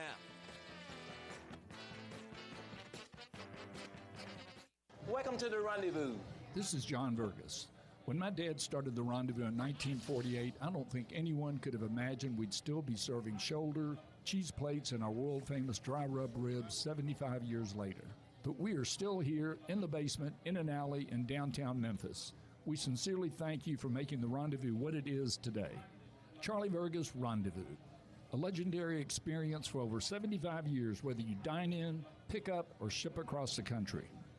When you think about insurance and you want great value without sacrificing great service, I want you to think one place: the Eflin Insurance and the entire Eflin Insurance team. Matt and his group of professionals will access 10 leading companies to find the right home and auto program that fits your budget and your absolute needs. The Eflin Insurance team, the number 386-GER, 386-4777. Simple, smooth, and every sip is easy as the last. Tito's handmade vodka tastes just as good with tap water as it does your favorite mixers. Back in the day, Tito distilled, hand-bottled, taste-tested, sent out to a few friends, then taste-tested again to give you the finest juice around. No frills, no flavors, no fancy labels, just the good stuff, just Tito's. For recipes, videos, and more, visit Tito'sVodka.com. Distilled and bottled in Austin, Texas. 40% alcohol by volume, namely 80 proof, crafted to be savored responsibly. eBay Motors is here for the ride. Go ahead, feel your engine. Admire that perfectly installed exhaust. Your vehicle's moving along this freeway like it was made from fresh installs and a whole lot of love. With eBay Motors, you get over 122 million parts to keep it running.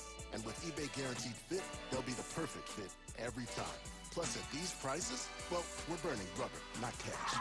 Keep your ride or die alive at ebaymotors.com. Eligible items only. Exclusions apply. Drive like a pro and support a great cause during the sales drive at Landers Ford in Collierville, Landers Ford South in South Haven, and Landers Ford North in Covington. We've provided over 100 new Fords to be driven by the pros at the FedEx St. Jude Championship. Now they're all being sold with demo prices. That's right. Over 100 new Fords driven by the pros are being sold with demo pricing below market value. A portion of the proceeds go directly to the St. Jude's Children's Research Hospital. This is a once-a-year opportunity to trade up and drive like a pro while supporting a great cause. Visit LandersMemphis.com. That's LandersMemphis.com. Or come see us at Landers Ford in Collierville, Landers Ford South in South Haven, or Landers Ford North in Covington. With our Landers Easy Pass, you can get top dollar for your trade-in to help you save even more. Don't miss your chance. Reserve your demo price new Ford driven by a pro at the FedEx St. Jude Championship and lock in low APR financing. Remember, if it doesn't say Landers, you paid too much. Now back to Sports Time on Sports 56 and 98.5 FM. Here once again are Brett Norsworthy and Brian Davis. This is pretty cool, and we're just getting started, so. 5 seconds left in the game. Do you believe in miracles? Yes! Spanning the globe. Go crazy, folks! Go crazy! This is for all the biggest crunch time. You are looking live. In your life have you seen anything like that? Goodbye!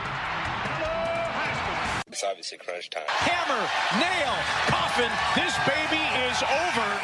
Well, Brett, what I learned today is we had a couple of local guys win hardware at the Olympics.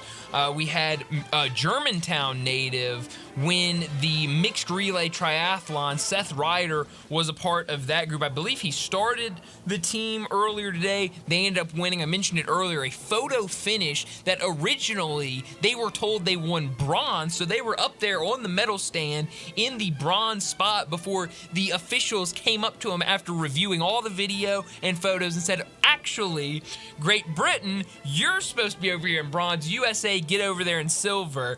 So shout out to them for really pushing all the way through the finish line and getting silver. It was that close. And then also, Brett, you mentioned earlier, Sam Kendricks, he also brings home a silver medal, the former Ole Miss Rebel in pole vault. I was watching him earlier this afternoon in those finals, and the energy that he has pole vaulting is so much fun to watch. I mean, he's getting pumped up. He's getting the fans pumped up before he goes. Then when he falls down, which pole vaulting, one sport that I don't think I would ever want to do.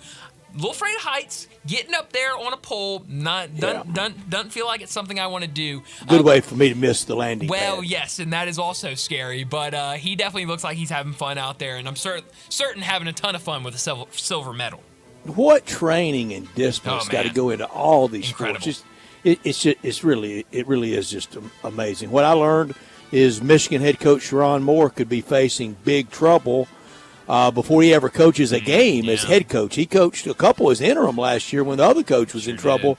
The NCAA, in one of its last gasp, really wants to nail Michigan, and I'll be so glad when that NCAA building in Indianapolis is bulldozed. Yes. I can't wait for that visual of the wrecking ball to hit it. Yeah, no, they are. And kind of the last letter falls off. Oh, yes. You're like a third world country. Yes. Government falling. Yes, I can't wait. The building crumbles to the ground. I'd run up and hit it with a shoe. There you go. As it comes down. I love that. The old shoe to the NCAA building. You gotta love it. No, definitely. I mean, that's probably what I could have done without as well, because it felt like we had this behind us. It felt like Connor Stallion's not with the program anymore. You know, your head coach gets one suspension at the beginning of the year, another suspension at the end of the year, and it felt like this was done. But you mentioned Sherrone Moore. He's accused of deleting more than 50 text message exchanges between him and Connor Stalions. We now know that Connor Stalions was at several games and practices that he was not supposed to be at, scouting opposing teams while he was not supposed to be there. The pictures going around of him at, I believe it was a Central Michigan and Michigan State game, wearing sunglasses and at night and kind of just standing there. His get up was so bad it made him stand out more. It's so funny to look at. It's the funniest thing. But now I thought all this was behind us. Now coming right back to us. Fun fact: the pre-scoring boys, the freshman tight end at Michigan, and Caden, that was with the Tigers now at Ole Miss, family friends with Connor Stalions, and their 8th grade basketball coach of Caden Prescorn, Connor Stalions. Yeah. What? Yeah. Fun fact. Small world. How about that? Last year, Caden was telling me, he goes, he's like a member of our family. That's crazy. He's been in our home millions of times. Wow. Yeah. That's wild. I had no idea. What I could have done without, it's bad when the Cardinals have to call up Victor Scott. It was bad when he opened the season with the team, but a cry for help when he has to be called up in August. He was hitting 215 with the Redbirds. Anything in the air is an automatic out. Oh, yeah. Yeah, and I think screams more to me that you don't have – well, I don't know what it screams more to me, but the fact that you don't have more versatility in outfield, that you have to call up somebody that – is a center fielder that has not shown he can play at the major league level because you need a center hit his fielder. Weight. No, and you can't put anybody else in center field. Another thing, the fact that you couldn't move somebody else to center field and call up Jordan Walker. Maybe that screams more about what Jordan Walker's doing at AAA. It's screaming a lot of things that I don't want to. Yeah, Siani's injury. They tried to kind of pass it up as, it's not that bad. It's definitely not looking good for him. Where are you beaming tonight? Kansas City for Red Sox at Royals at Kauffman Stadium. They're battling for both teams are battling for that last AL wild card spot. Do they even know the Royals exist in Kansas City? All Chiefs all the time. And I can't blame them. I'd imagine that's the case. Now, when you have that much success on the football team, kind of blocks out the sun for everybody else. You think Taylor Swift even knows they have a baseball team in Kansas City? No, I don't think so. He's pointing at their stadium. What's that? No, it's a cute little. What do they do over there? That. No, the Chiefs are over here. Being me later tonight, 9:00 our time. Phillies and Dodgers. Aaron Nola versus Tyler Glasnow. We mentioned the Phillies earlier. They've really been struggling as of late. 2-8 in their last 10. Really struggled in Seattle against the Mariners. Now they'll go down to California and take on the Dodgers, who sit at 65-47. We'll see if the Phillies can turn things around with a win tonight. They won yesterday, or if the Dodgers will get another win and the Phillies will continue to struggle. That's a good one. That's late. Houston at Globe Life Field early versus the champs, the Rangers. All things Olympics, college football news, NFL camp news, and it started today.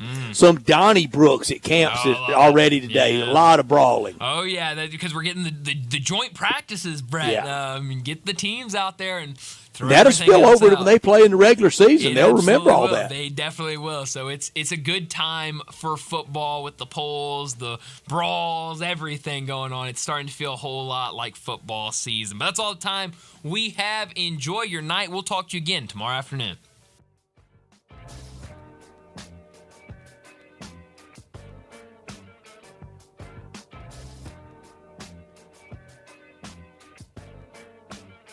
Traffic brought to you by 901 Eats to Go, 3135 Kirby Whitten Road in Bartlett. Pick up, DoorDash, Uber Eats, or online at 901eats.com. Eats with the Z. Good food fast. Locally owned and operated for over 40 years, Automatic Gates Construction tailors custom gate solutions for all your residents.